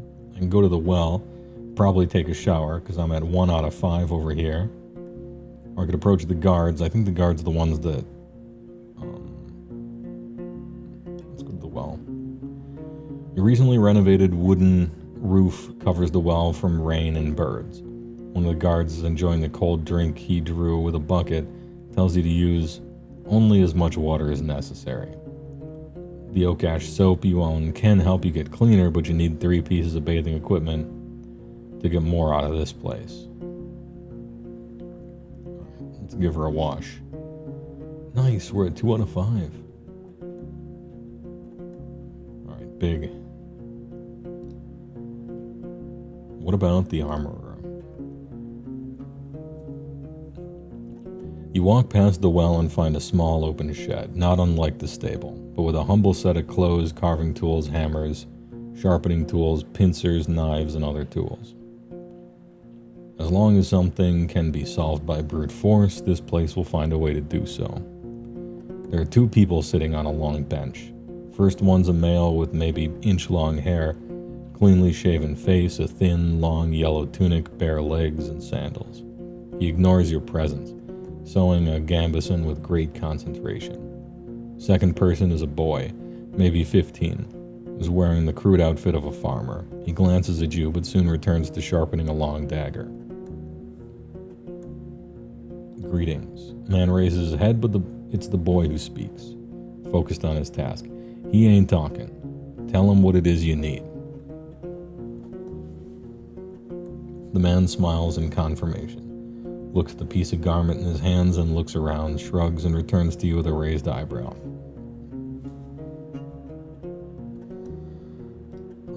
Learning the trade?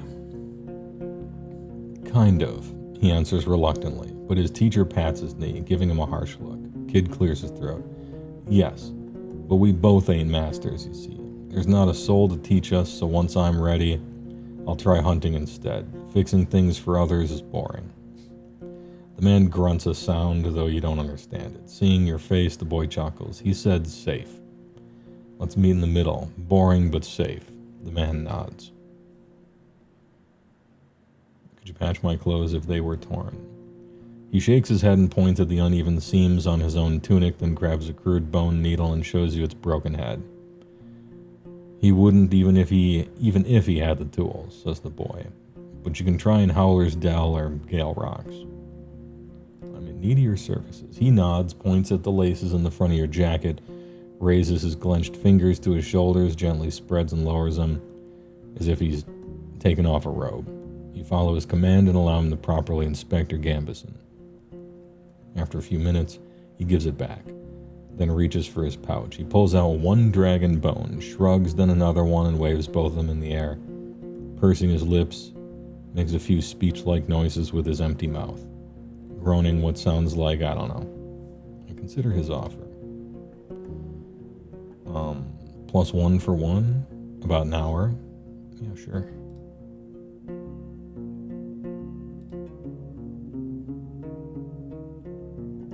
Hey, thanks a lot.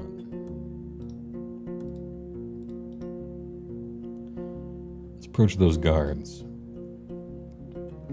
The woman in yellow armor is kneeling next to a brown, hairy boar, which is resting on its side.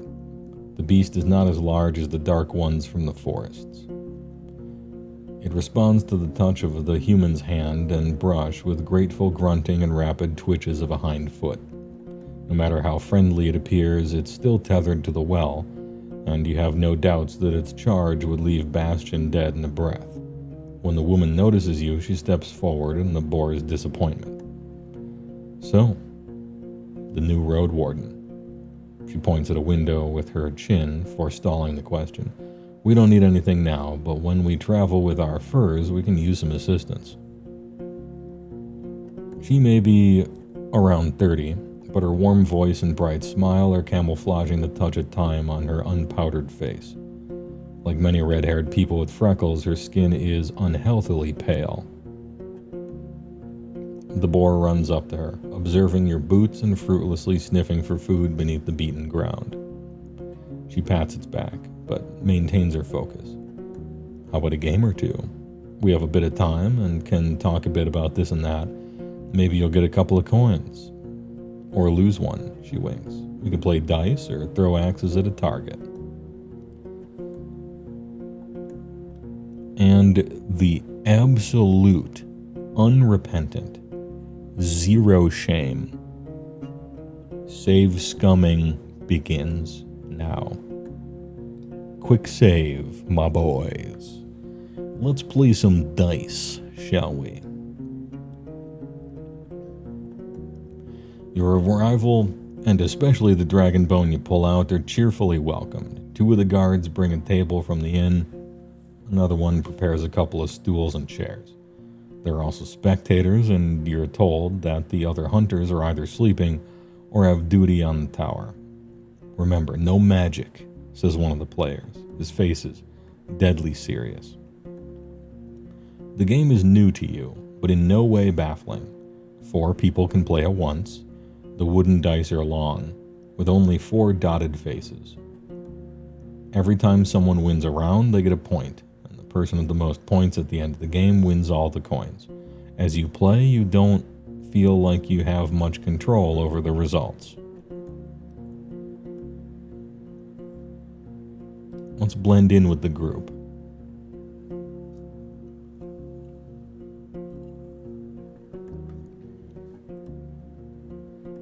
You share casual jokes, memories, and views on luck and optimal strategies.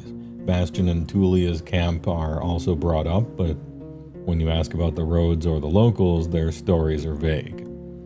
The drinks are here. It's a poor beer made from the leftovers after the regular brewing. It's cold, sweet, doesn't reach your head. But you try to avoid the smell. Just don't spill anything, the boar may get sick, says your bald opponent. In just a few minutes, you get 2 points, which are now represented by smooth pebbles. You don't really know how you got them. Either you don't get the strategy, or it's just pure luck. Quick save equals magic. She would have said quick save if she meant quick save. I'm doing it.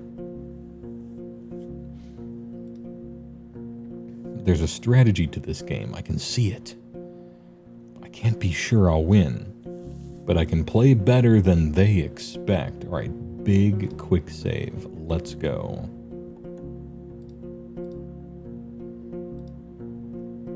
No, no.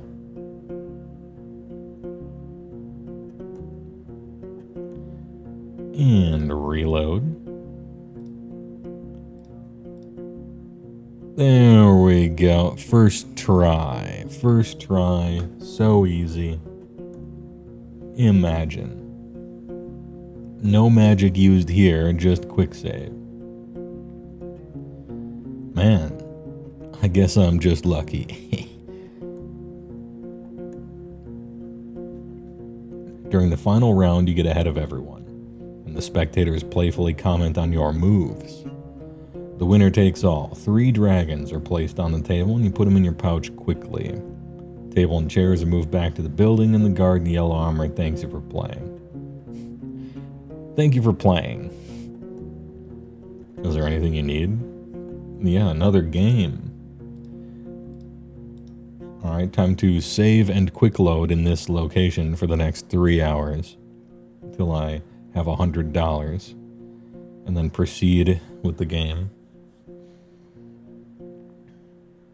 But really, we'll ask her a bunch of questions. Have you ever been to the heart of the woods? We sometimes hunt south from here. There are good hunting grounds in the western half.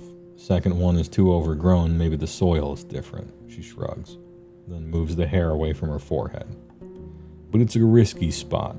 There are tree ants there and wolves, even the furless ones. And you have to go through the tall grasses, watch out for what's on the ground. Ahem. There ain't many archers in the trees. She smiles as if it's a joke.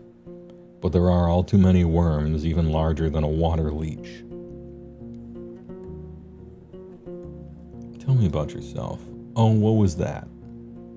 After a brief giggle, her voice gets cold and serious. Nah, Roadwarden. We use names and stories among friends. You ain't one. Don't make me tempt curses. Oh, shit. So... trying to make conversation. I'm just trying to click on everything. I was foraging berries for the innkeep. So I've heard. Don't worry about it. Usually we forage by ourselves. But he wouldn't ask you for a dragon for a meal. He gives small jobs to people all the time, just to see who agrees to do them. Wants to judge who's of use and who's too proud for their own good. I have some questions about this place. Not much to tell, honestly. There are many beasts around, both wild game and dangerous monsters. Spend our time surrounded by these walls, leaving only to hunt, forage, or trade.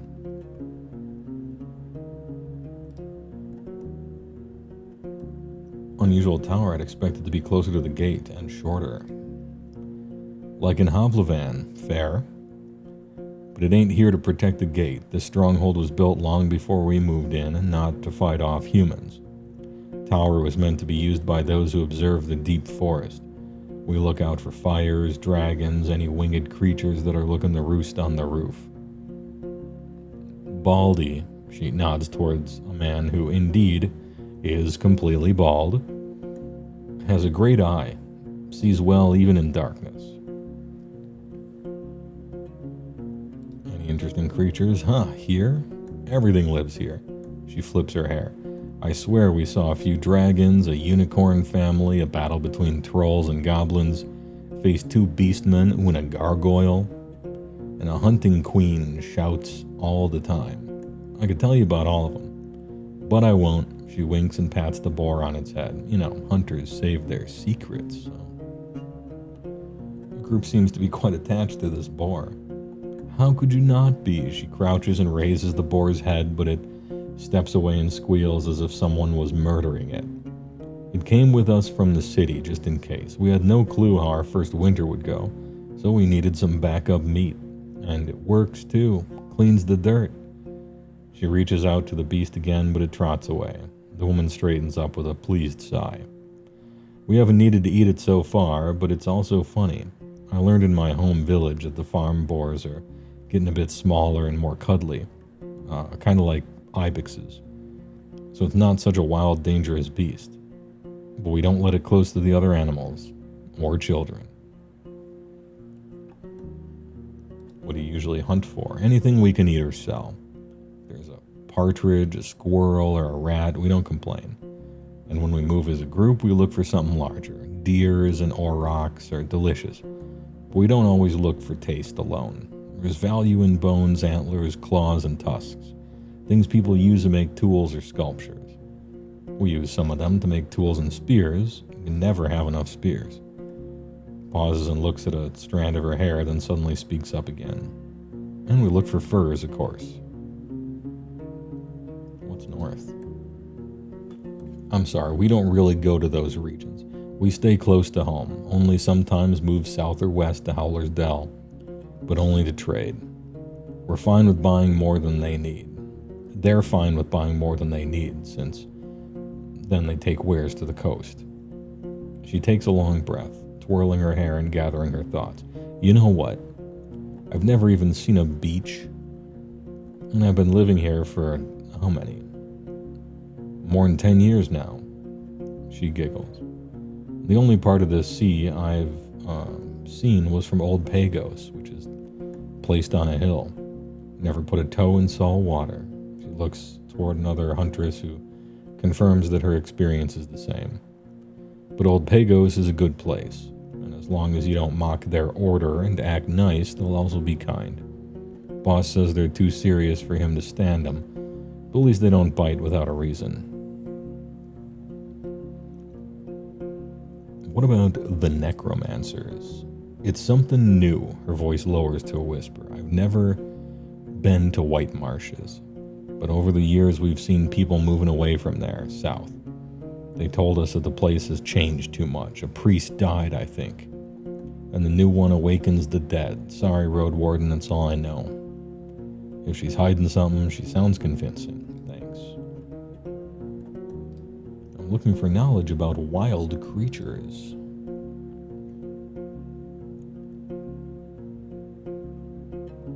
Well, I told you our knowledge is valuable. I don't know. She looks at the boar, which seems to be obsessed with a clump of grass growing next to the wall. 15 dragons, no less. Well, I don't have that. Never mind. I'll talk to you later about that.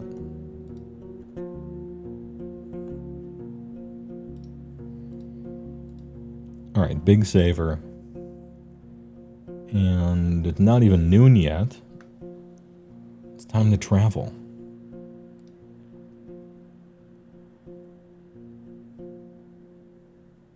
We have a little key down here, nice. I think we keep on keeping on.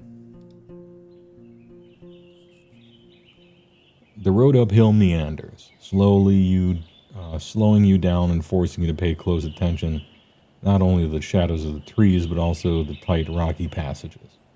You can't help but notice a few caves and fine ambush spots.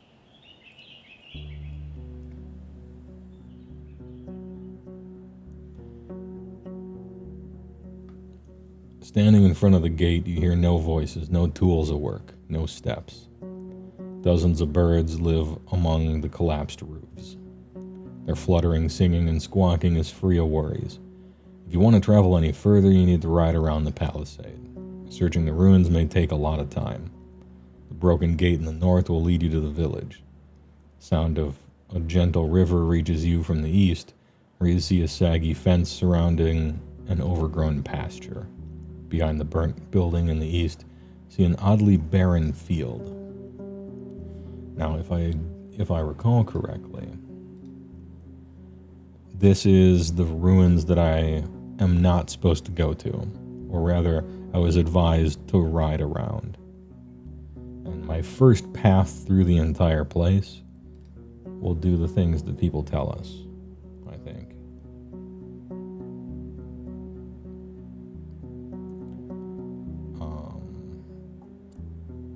move forward, I think.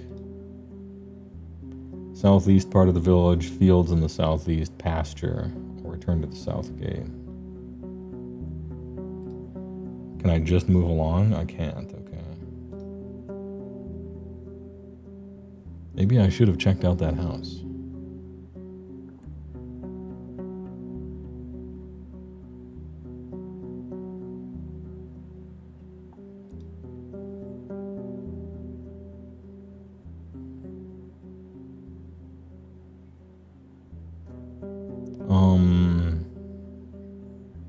Maybe it was the field I was supposed to look at.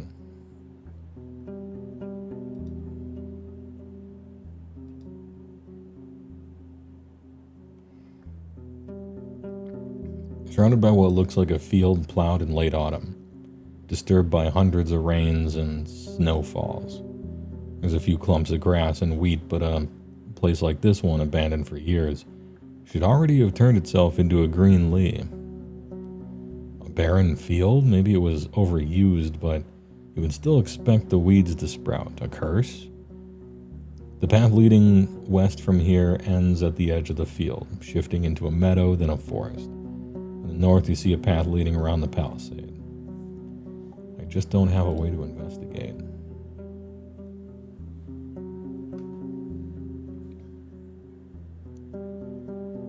Let's hit the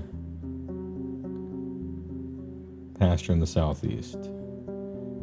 Let's explore the whole. You don't find a single sign of the livestock that lived here in the past. Any bones, horns, antlers, or dung have already been devoured by the wilderness. Pasture ends at the river. On the opposite bank, the meadow turns into a thick forest, impenetrable for a rider. What are the chances that a herd of defenseless animals could get there and survive? The breach in the southern fence wasn't made by some brute force. You find axe cuts in the south You find axe cuts in the spots that were ultimately broken away. After all these years, there are no tracks that you could follow.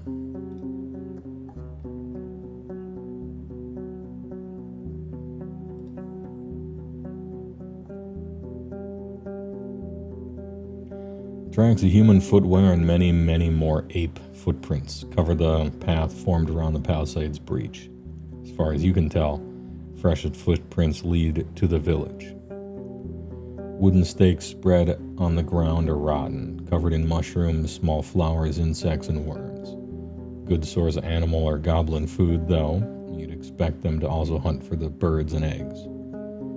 The meadow in the west turns to a forest quickly.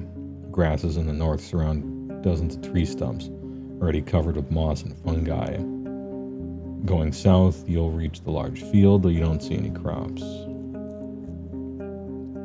You feel a slight aching in your stomach. Ooh, I've hung around the cursed village too long.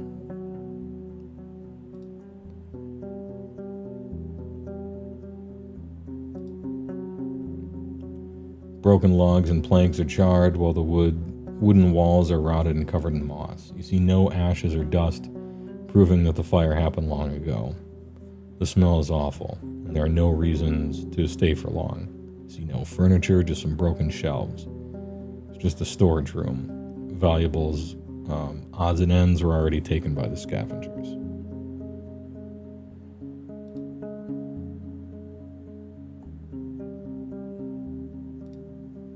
Alright, I'm going to leave. How am I supposed to get around this place? I want to go around it. I must be missing something.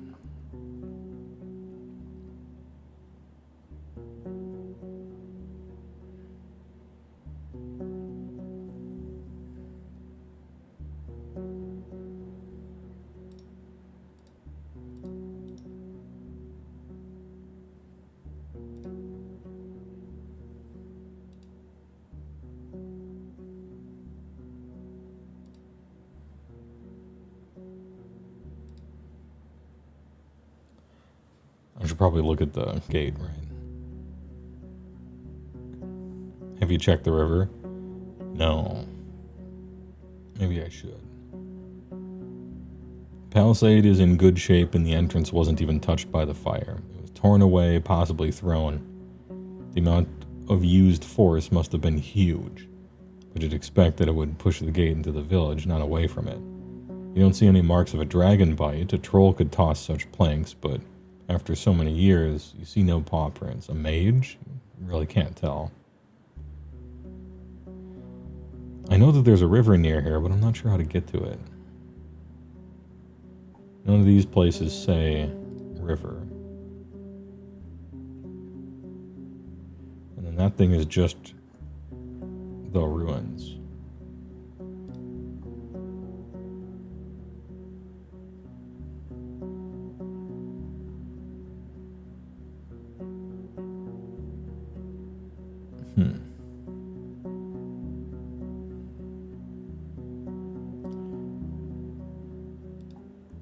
Let me go back to the pelt. I don't want to stay there too long because the place is diseased.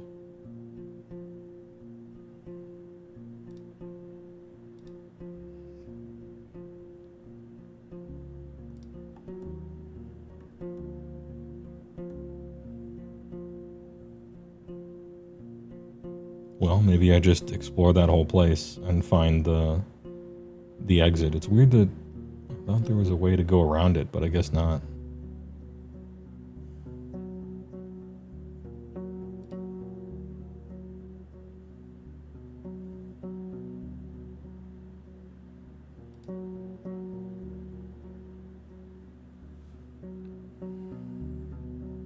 This is our expedition mission. Colorful grass covers the entire fenced pasture. Large stone placed in the middle suggests it could be a playground for ibexes, or maybe it's just an old garden. See a couple of small sheds, a latrine, and a single building to the south completely burnt down. All these places were cleaned out by scavengers. Bastion doesn't want to approach the large ruins in the north. Terrible stench of feces and rotting food scares you off as well. Paths are covered with goblin footprints. It's daytime, so the pack should be asleep. If the beasts were active, they would try to scare you off or to hunt you down on your mount. This is their territory, and once they wake up, you will face a furious enemy. Well, then let's go somewhere else.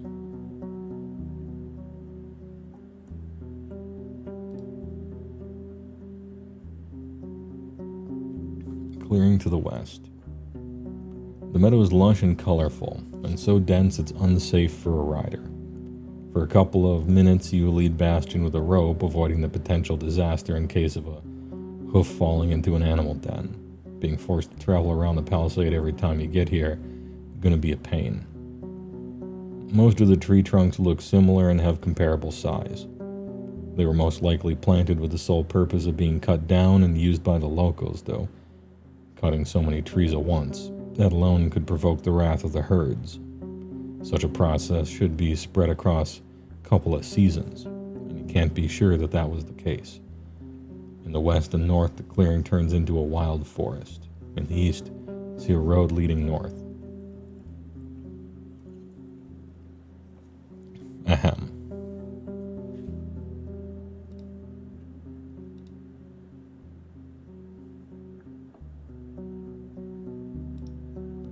I'll just keep saving on the right one, I think.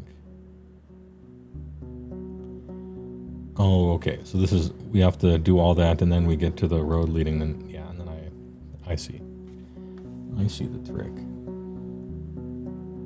You're at the closed northern gate. The neglected road is partially overgrown. You hear a river in the east, separated by the lush meadow, filled with crickets and rodents.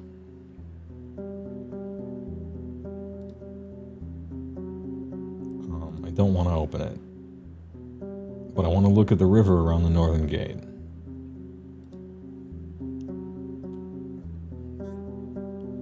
You see a quenching family of boars, some of them brown, some black. Consider turning back, but they pay you little attention. After a couple of grunts, they run north. The river is not too wide, yet unusually deep, with banks altered by the locals for decades, if not centuries. Water's cold and clean, yet filled with long plants growing from the bottom. You would rather avoid jumping inside or drinking from it, but you're tempted to at least wash your face, neck, and hands. Dozens, if not hundreds, of small fish are looking for tasty leaves, but also try to avoid their predators. A dance of life, completely unaware of your presence. You suddenly realize there's something else buried among the kelp. A rusty sickle sticking out of the ground, a couple of stone axes and hoes. The wooden handles and large wagon are covered with moss, but you recognize their shapes. Why would someone drop them here? On the opposite bank, the meadow turns into a thick forest, impenetrable for a rider. Why would there be a whole cart in there?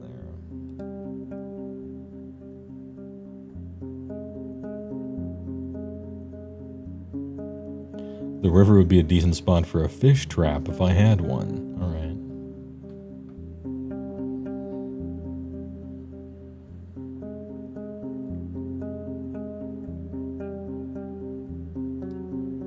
And at this point, I can go fully around it, but it is during the day, which means the crazy creatures aren't alive. I could fill some of this in right now if I wanted to. Let's save and maybe do that.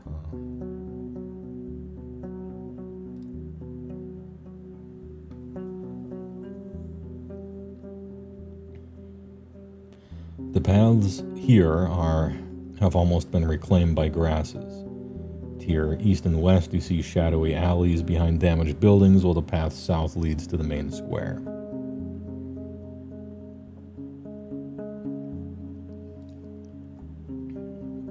Tree. You don't find anything worth picking. The half-dead Keenses have maggots crawling under their skins. You wonder which part of this meal is more tempting for the dark-winged birds sitting among the branches, the flesh of the fruits or the worms. Keenses are rarely eaten without having a chance to blet. You can safely guess that they were meant to be dried or to add taste to cookies or hard drinks. After a few moments, you realize that the bottom part of the tree just above the ground is partially charred.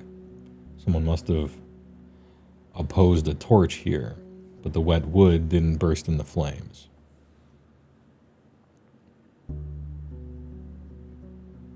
Let's look into the well. It's filled up with soil, and you find nothing interesting about the area around it. Let's open the gate. It may take a couple hours, especially without proper tools to help you remove all the ground and rocks. Do it anyway. I am now the least appearanced human ever. I'm the ugliest person, unfortunately.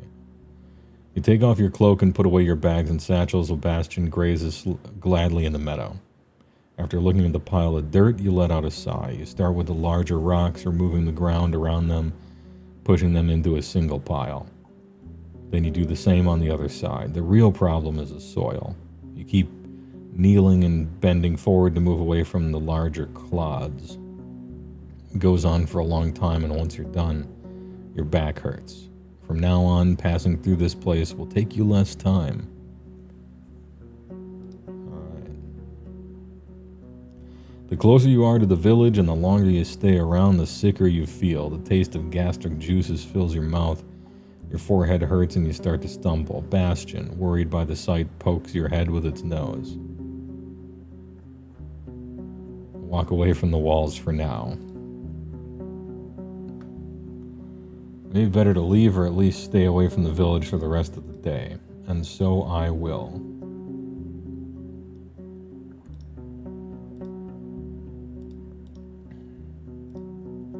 I'm going back to the inn.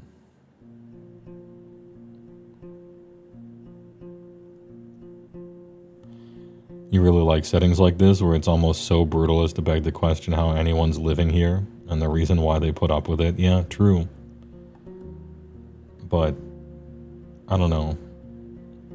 Before our modern civilized era, I bet a lot of shit was like this.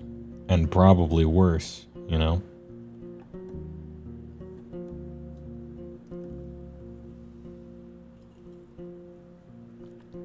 Ahem.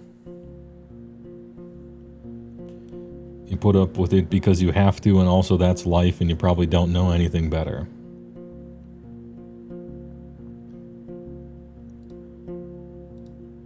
Alright. We got to get washed after that. All right, we're good. Big washers.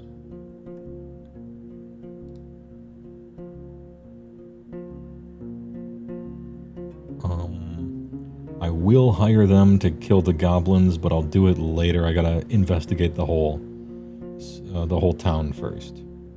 I wonder if there's anything.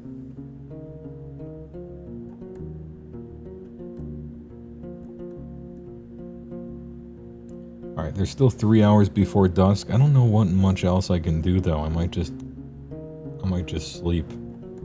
I don't think, because I can't go back to the city quite yet. Well, actually, hold on. Big save. Okay. Can I travel this way in enough time?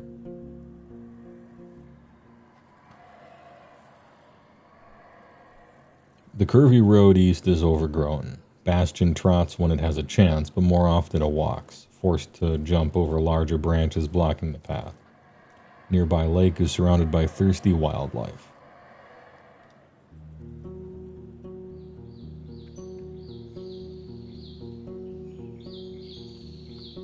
It's getting late, better look for a safe place to sleep. Yeah, I got 2 hours left. Alright, I'll investigate this room and then I'll go back to the inn. A couple of stone slabs were turned into a hut-like shape, one of the ancient chapels raised by the priests of the United Church, in the days of few soldiers and even fewer shelters. The dolmens proved to be especially durable, though the conditions they offered were harsh. The entrance is barely wide enough to let you walk inside. It was meant to keep larger beasts away, including your palfrey. You can't spend the night here. Dismount and look around. I'm going to approach the hourglass carved into the stone. It's the most common religious sign of the city folk, adapted by the United Church, Orders of Truth, and the majority of fellowships.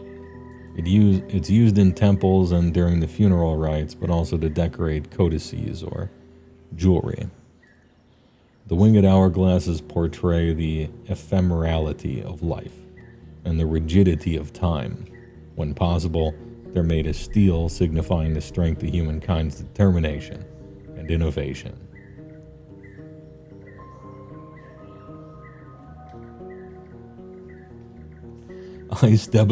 Real believers don't need special places to pray. Jeez, chill out. In the old days, it was a place of faith. I should touch the hourglass and pray. I'm going to do that. D-Meep. Is this the same game that you played a while back, or a sequel? If it's the same, are you making vastly different choices this time around? Plus, yes. It's the same one, and I'm making some different choices, some similar ones, but, you know, I wanted to finish the game completely, and it recently got an update, which it got the game's final update, final polish pass, and it's now completely done. They're not going to give it any more patches or anything like that. And the save games are not compatible. Plus, I can't remember anything that happened. So for all these reasons, I started over, and I liked it. So I started over. I'm making different choices this time. And I'll finish it as well. Oh, I redeemed a highlighted message for 42,000 double turns. You have at last saved up the channel points for this. Lighting up a Sunday joint to celebrate. Shining the highlighted message from on high. 42,000 double turns. Thanks a lot. The stone welcomes your open palm coldly. Hourglass doesn't start to shine. The birds don't cease their singing, there's no incense inviting you into the chapel. Yet once you close your eyes, gather your thoughts, rub the sacred sign with your fingers, your soul is focused and tranquil, as if awakened after a long rest. In your silent prayer, nature seems both distant and familiar. It doesn't shape itself around your thoughts, but you feel like nothing is going to hurt you. Not while you're here. So be it. You say at the end of your prayer, as your ancestors have taught you. The birds are singing delightfully. After my prayer, I step away. Alright, so let's enter the chapel. We have 2 hours before dusk. I'll enter it next time. It's an hour and 15 to get all the way back here, so I just don't think we have time.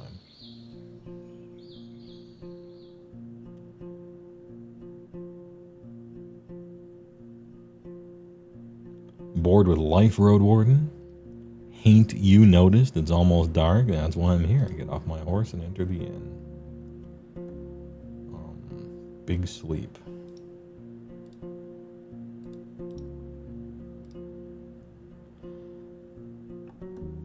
Alright, sleeping in a bench is -2 hunger and -1 looks. Sleeping in a room is 1 rent, and it would give me 4 out of 4 lives and make me prettier. Every day I can save scum to win coins, 3 of them. So if I keep sleeping in a room, I only win 2, but I'm netting 2 every time, so I think I will do it. The industry has begun. You hear a thunderous roar. You rise to your feet and rub the sleep from your eyes. The doors are opening, people are shouting orders and words of warning. As you open the window, you see what's behind the commotion. Something is on the other side of the wall, trying to get through. And the guards are fighting it off with their torches, spears, and crossbows. Thanks to their light, you see the large, furry paws placed on top of the wall walk. As far as you can tell, the beast is but a single leap away from getting inside. I need to help them. I'm a hero. You look for your gambeson and blade, still a bit foggy in your thoughts, and once you find them, you struggle to get inside the jacket. As your habits kick in, you see the innkeeper right in front of you holding a candle.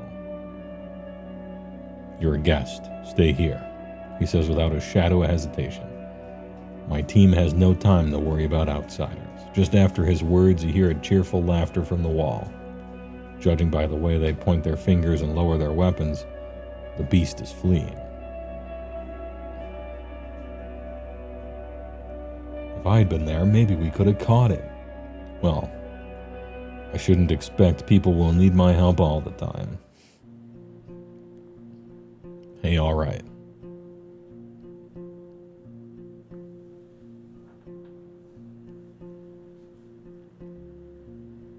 The small room is quiet and far away from unwanted eyes. Take a calm bath, rest on a soft mattress, look through the window, and enjoy the minutes of safety.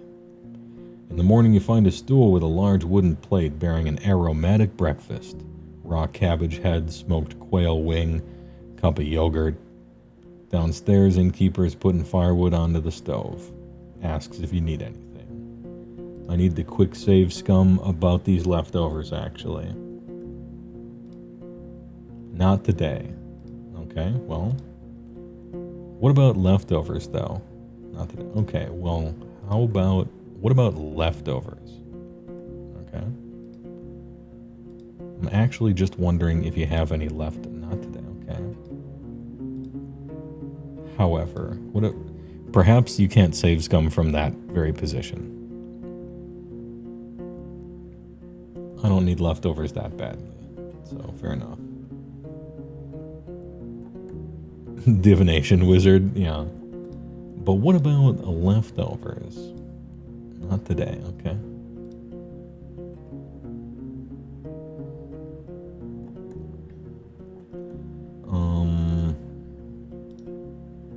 Let's go to them guards. And let's throw some dice, shall we? Speaking of leftovers.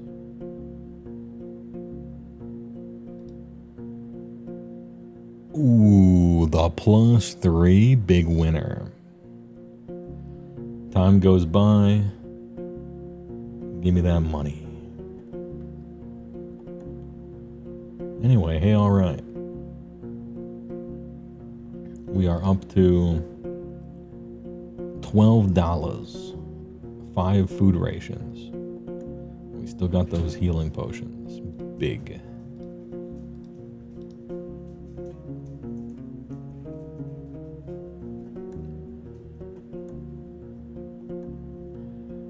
I don't think we know each other enough yet, and I'm not going to hire her to do the goblins until I have explored that whole city, I think. So we're walking away. And as clean as I can get. Let's do the dolmen. Let's just finish this place out. Enter the chapel. The beams of light get through the gaps between the rocks, but you can hardly see anything. A torch would fill the place with smoke, but a candle will suffice. You wonder how many travelers have sat on the cold rock, observing the entrance and fighting with their heavy eyelids. Light up a candle. You unpack the tinderbox from your saddles and place the flint and the linen char cloth on the narrow slab, sticking out of the right of the entrance. Decades ago, before the southern invasion, people used to fire strikers made of thick steel, but all you have left is a cube-like piece of harsh pyrite. It's not the best, but enough to make a couple of sparks. Sadly, the weak light is hardly enough to let you examine the chamber. Big save. The candle light might be weak, but I am patient. I look for clues carefully. You touch your surroundings, bringing the candle closer whenever something catches your attention. Even though a part of the ground is covered with a single massive slab, there are sections free of any flooring. You see soil, small rocks, sand. In one spot you find the remains of charred wood. Also you notice sticky soot on the walls. Parts of it cover black marks and pictures, possibly letters. Let's look around. What are you looking for or paying attention to? Example, door. Door. There are no doors. All right. How about wall? Marks. A large part of the wall is covered in engravings. It's difficult to figure out what they are meant to portray, but one picture is obvious to you, a long arrow pointing down. Parts of the writing as well as the nearby wall is covered in soot. I understand what's written here. The images and letters are a combination of two separate texts. The first one is written with words of a deer. It belongs to an era as old as the dolmen itself. It's almost impossible to decipher it, but you can make sense of it by connecting some words and the general structure. It was a prayer or a spell asking for a safe road. The other messages are maybe a couple years old. While they used the same alphabet, they tried to express the modern Siddha tongue. There's a list of wares, sometimes portrayed by images and their value in dragon bones. Some of the pictures are used as obscene insults. You see, for example, the head of a griffin or a sketch of a wolf. Someone was not happy with the prices they saw. One passage is especially interesting. Trapdoor payment.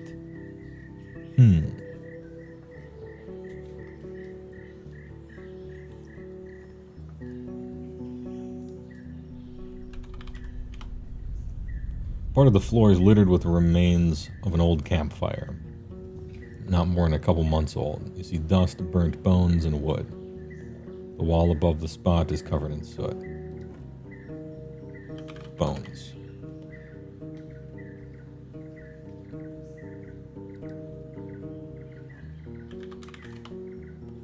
Even though a part of the ground is covered in remains of charred wood, soil, small rocks, and sand.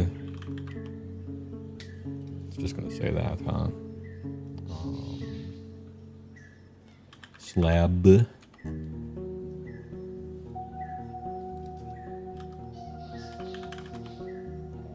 See a couple spider webs. One of the spots in the ceiling is covered by soot.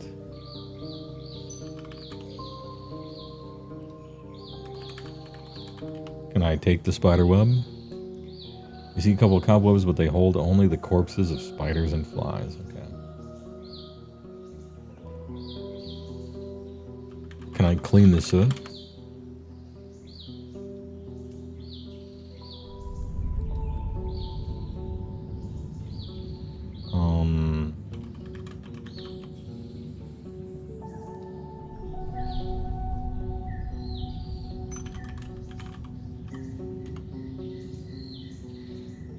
Love Bloom in the quick save slot. Yeah. I wonder what I'm supposed to type here.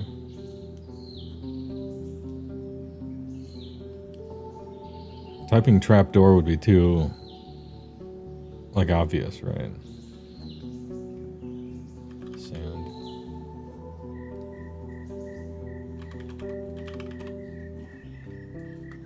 You make a couple of small... Oh, I guess you just actually type trapdoor. Okay. You make a couple of small holes in various spots, but the most interesting area turns out to be hidden beneath the remains of an old campfire. Move all the ash and pieces of wood until you find a well-preserved plank. Dig around, finding a solid trapdoor locked with a steel padlock. Break the trapdoor with my axe. That might not work, so I'm going to quick save. Oh no, wait, it doesn't have the thing next to it. You take your axe, but realize that the padlock may be much easier to break through. The wooden planks, even if a bit moist, are in great shape. You look for the right angle and make 3 strong swings. After an encouraging clang, the padlock falls off. You lift the hatch and the heavy, humid air suggests an abandoned farm cellar. Candle allows you to estimate that the tunnel is roughly 15 feet deep, but there's no ladder that you can see. You think about lowering the rope, but you realize that one of the brick walls is covered with large holes meant to be used as a sort of vertical stairs. You hear no sound coming from the tunnel, but the moldy walls and old cobwebs are not very welcoming. Oh, I'm climbing down. You have to move slowly, learning the new route. You hug the cold, moist wall, seeking the support of your boots. It doesn't take long before you feel comfortable enough to jump down, then light up another candle. Both the walls and the floor are made of stone slabs. You see no movement, no other sources of light. The short tunnel leads you to a small room. The room smells of rotten wood and fungi. Abandoned junk scattered on the ground and shelves. Earthware, jars, rotting scraps of linen and leather. Wooden plates, bones for carving, and rusty iron tools. While these odds and ends may be years or decades old, the basement could be just as ancient as the main floor of the chapel. The one thing that seems to be uniquely fresh and durable is a small wooden box, held together by a few fiber cords. Now here's a question. This is a religious temple. If I'm stealing something from it, the gods might be upset, so I'm gonna lay down a big save here. Doesn't feel empty, but it's light. You shake it for a bit, trying to guess what's inside. You can't open the box without cutting the cords. The box belongs to someone. For now, I'm going to keep it in one piece. This might be the one that I end up choosing after reloading and dying here. Cut the cords. Box turned out to be filled with rags covered covering a fragile bottle. It's a small enclosed with a wax seal, inside of which you see a thin stick. Should be easy to instantly open it if needed.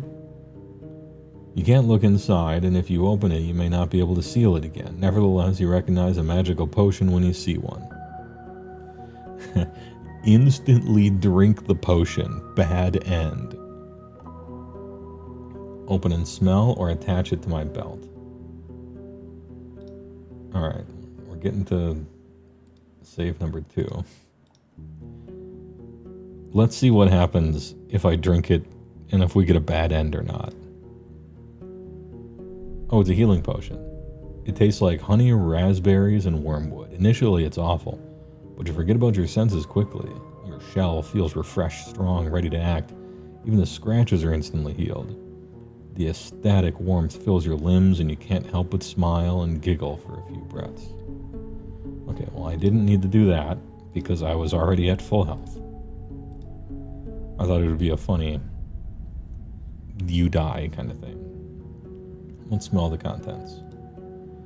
It smells tasty like fruits cooked in honey syrup. You don't sense any hard drinks. Probably a healing potion. If so, it must be valuable. You know that you can safely seal the bottle again. The potion shouldn't spoil anytime soon. Alright, put that on my belt. And go outside. Nice, okay.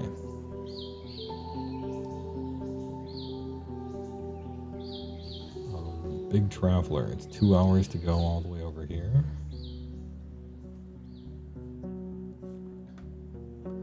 The village remains dead, and it's during the daytime, so we can fill in some more of this before letting them know that the goblins are here.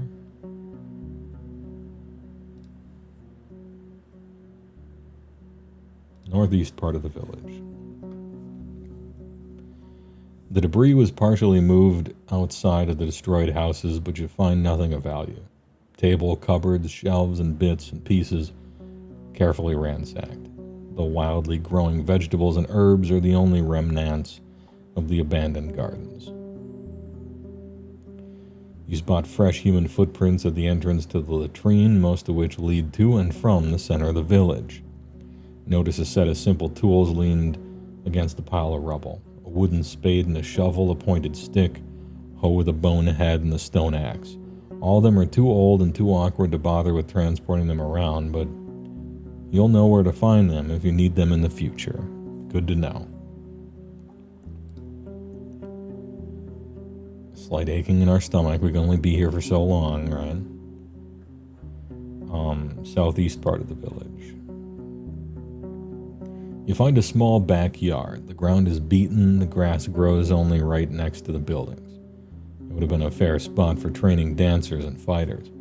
The stakes of the palisade are covered with playful carvings, left by children who are portraying monsters, weapons, and humans. The rubble has been pushed into the corners of the houses. The furniture is broken, but you find something of use in one of the piles. A slightly rusty piece of steel. Once you pull it out, you realize it is a quarrel for a crossbow. Still usable. Nice. Alright, big save.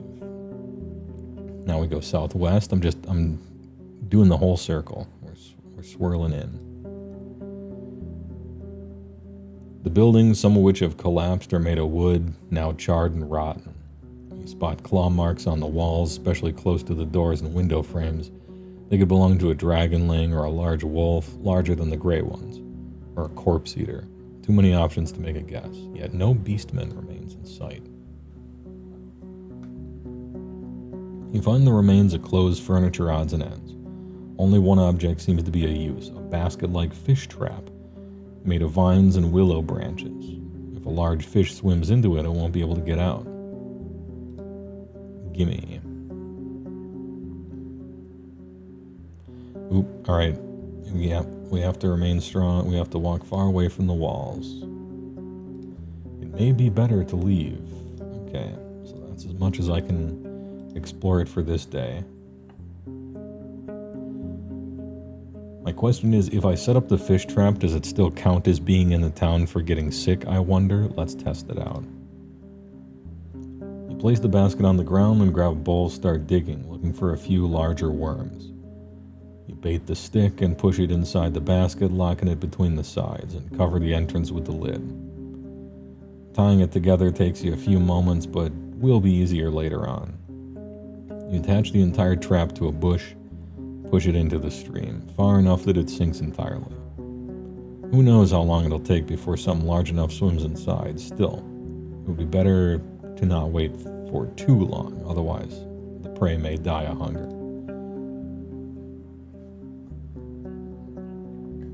And I leave, so I don't get sick. I can't remember from my first playthrough. It takes I think it takes actually like a few days or something for that trap to fill up. Anyway, let's go to that well and clean up. Oh, I am cleaned up. Okay, we're all clean. Absolutely clean maxing. And I already played with the guards today. I already gambled for dollary dues. Can I know more about you? Oh, she giggles to cover her confusion. Are you asking me out? I ain't interested in any silliness. She brushes away the hair from her forehead, the tangled chaos all over her scalp, cares not for her efforts. I'm Dalit, or Delete. Half my life ago I was living on crops, but I bet I've shot down more monsters than you've broken eggs. Are you much of a fighter? Many more eyes turned towards you. Oh shit. I explicitly did not choose fighter when I started this playthrough, and I'm immediately regretting it now that we're talking to our first waifu. I wonder what she says if you are. I don't fight when I don't. What is this Wolverine-esque dialogue? I don't fight when I don't have to.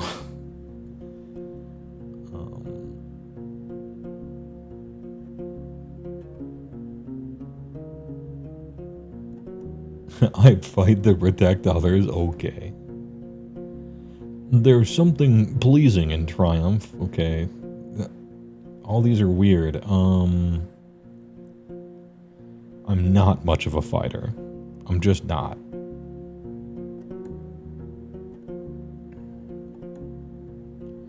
If you live as a traveler, you face enemies, not really an option. Maybe that's gotta be it. I'd rather have friendly blades on my side. I'm gonna do the traveler thing, I guess. Maybe this is a bad answer. Bad answer? Fighting waifus in the inn yard restores my health points. Yeah, true.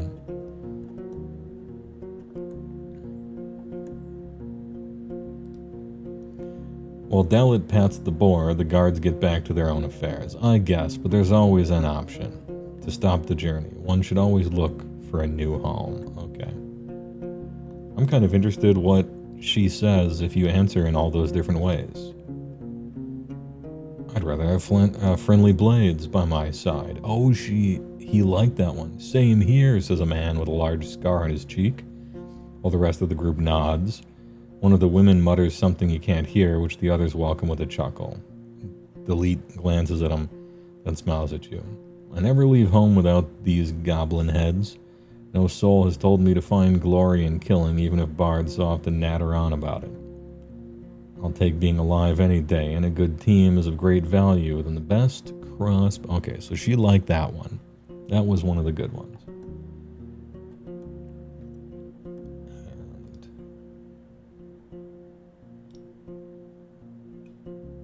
Again, I'm not quite ready to hire her to kill those goblins yet, because I have to finish looting the whole place and not getting sick, but we're working on it. And now I got 7 hours left until dusk. What am I going to do? I'm in an awkward spot.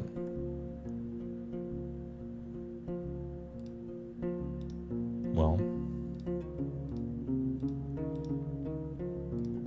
we travel on. This will be a go there and right back moment, I think. You enter the wetlands with their many streams, ponds, and fish. Large birds run and fly between the gray, sparse trees that are covered with moss, mushrooms, and critters. For a human, it may be an unwelcoming and harsh realm, but the overwhelming swarms of insects prove that it's a realm full of life. The danger with teeth and claws is hidden below the water's surface. Stay away from the banks.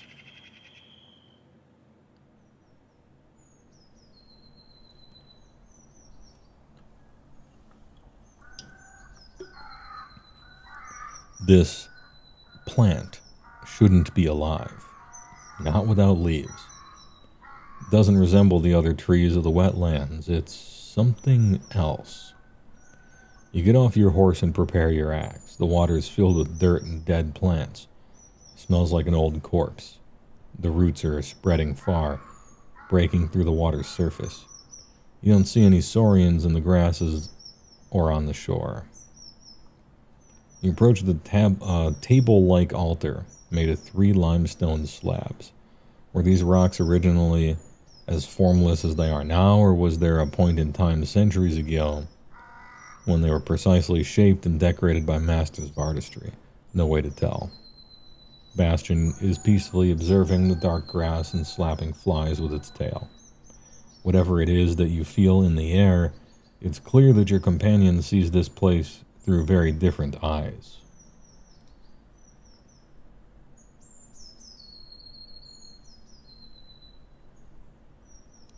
I know there are dark forces hidden in here. Dark forces too? I asked the right for a vigilant eye and a bright soul. I'm gonna make sure my horse feels okay first. Look into the water. You step cautiously. Without knowing how deep it gets, you have to consider that a saurian could be camouflaged in the mud waiting for a victim to get near. Since you don't plan to kneel down and drink, you're hoping to dodge a potential strike. Once you get closer, you start breathing again. While the water is dirty, it's also shallow. See the vegetation, swimming insects, and even small fish.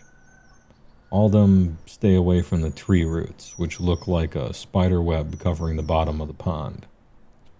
Aside from that, you don't see anything that would catch your attention. Closer look at the roots.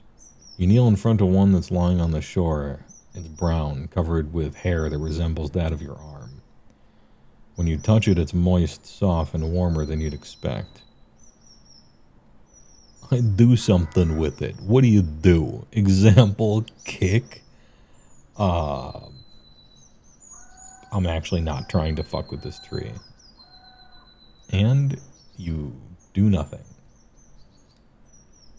Approach the altar. There's clumped dirt in the uneven nicks, fused by years of winds and rains. The bottom surface of the table is dusty, but you don't find any spider webs or mold, even though it's a perfect spot for them.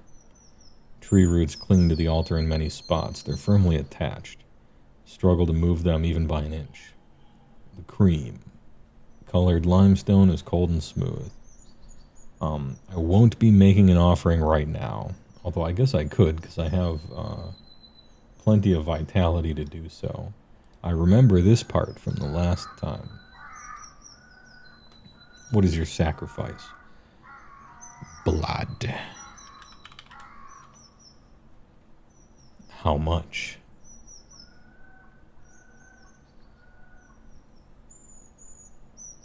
As much as I can before I faint. I clench my teeth and hurt myself quite a bit. I make a deep cut. How much is this much? 3, okay. Your blood spills on the altar and sinks into it before it gets to the edge. The tree greets your offering with the sound of moving, stretching branches. You try to ignore the pain and prepare water and bandages to take care of the wound.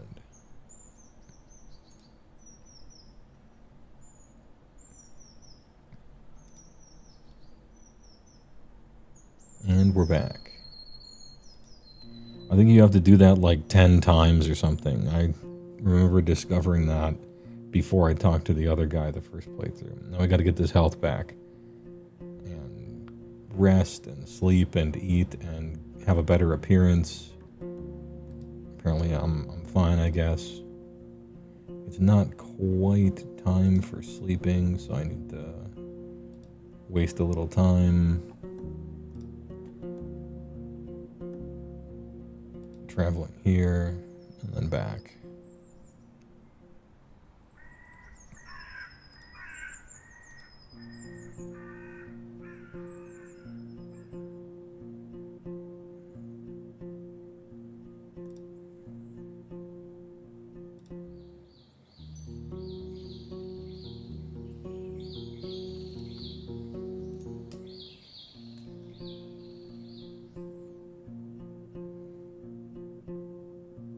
Hey, all right.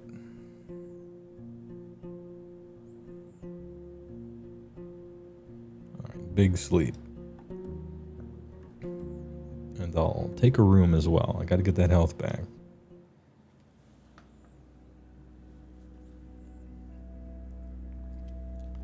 Like most people, you wake in the middle of almost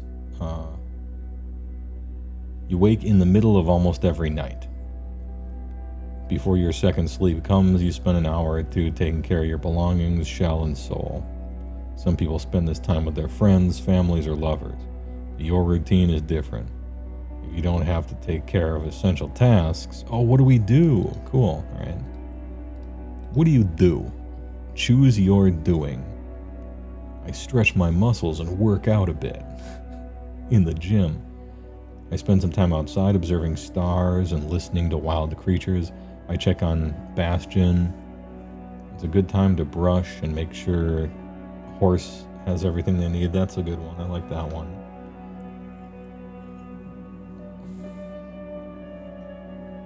Pray and think about my dreams, or just stay where I am, trying to ease my soul, focus on breathing. I feel anxious during this time. Yeah, we got to take care of our mount. All right, he keeps us alive, we keep him alive. Good old horse brushing.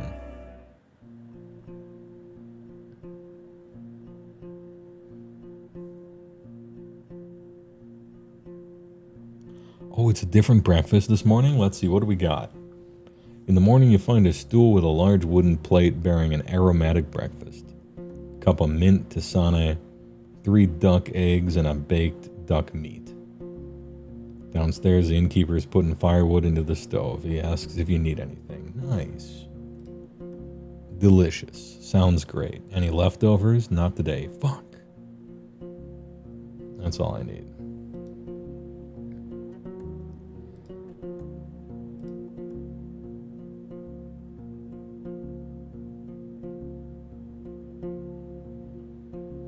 Winner takes all.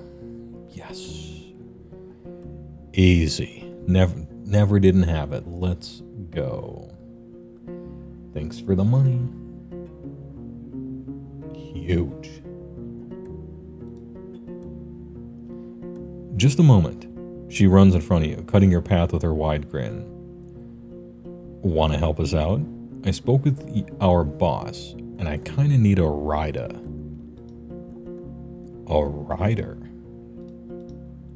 What do you need? We could use another pair of hands here, somebody who knows their way around the woods. You start to explain that you'd rather stick to the saddle, but she waves it off. So help me find a better soul. There are 2 people I've heard of who would like to join us. Erastos from Howler's Dell and Cassia from Gale Rocks. She rubs the side of her boar and pushes it away gently as if she's asking a child to play by itself for a few minutes. The thing is, we already have hunters who used to live in these places, and they told me they ain't too eager to welcome them here. I'd like you to speak with them both, and to ask the folks from their tribes about them. Before I make a decision whomst I should invite, I need to be sure they can handle the job. Oh, alright.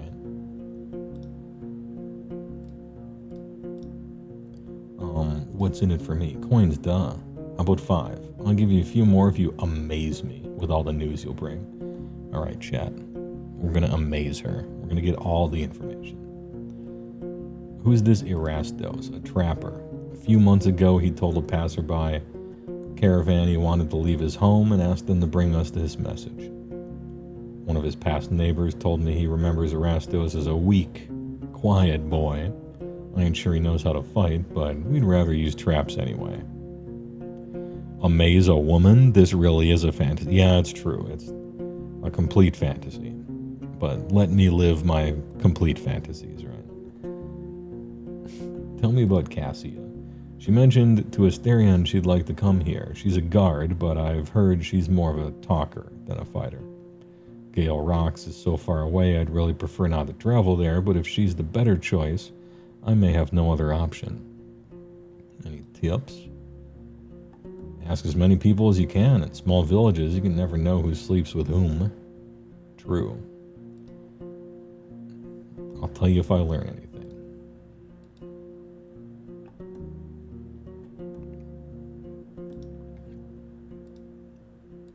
Hey, alright. Alright, chat. We're at 3 hours. Normally I go 4, but my voice is getting a little raspy here. Constant narration. It's bizarre how it gets to you. Just streaming normally is fine, but when I'm narrating the whole time, who knew? Anyway, damn, this music is so good, isn't it? What a vibe. What a vibe this game has. I am enjoying myself. I didn't think I would. This time we'll probably get through some of it a little faster, I think. But, anyway, day one of Waifu Weekend, or rather, I guess, Game-O Weekend. Monday's an AOS show of some sort, probably. Thanks for watching. And I'll see you guys tomorrow. Thanks for the subs and the bits and the primes. There was a shitload of them at the beginning. Huge. Absolutely decadent amounts of subs on the Twitch side. 20 of them, I think. 25, maybe. 27? I don't know. It was a lot. Thanks a lot. See you tomorrow.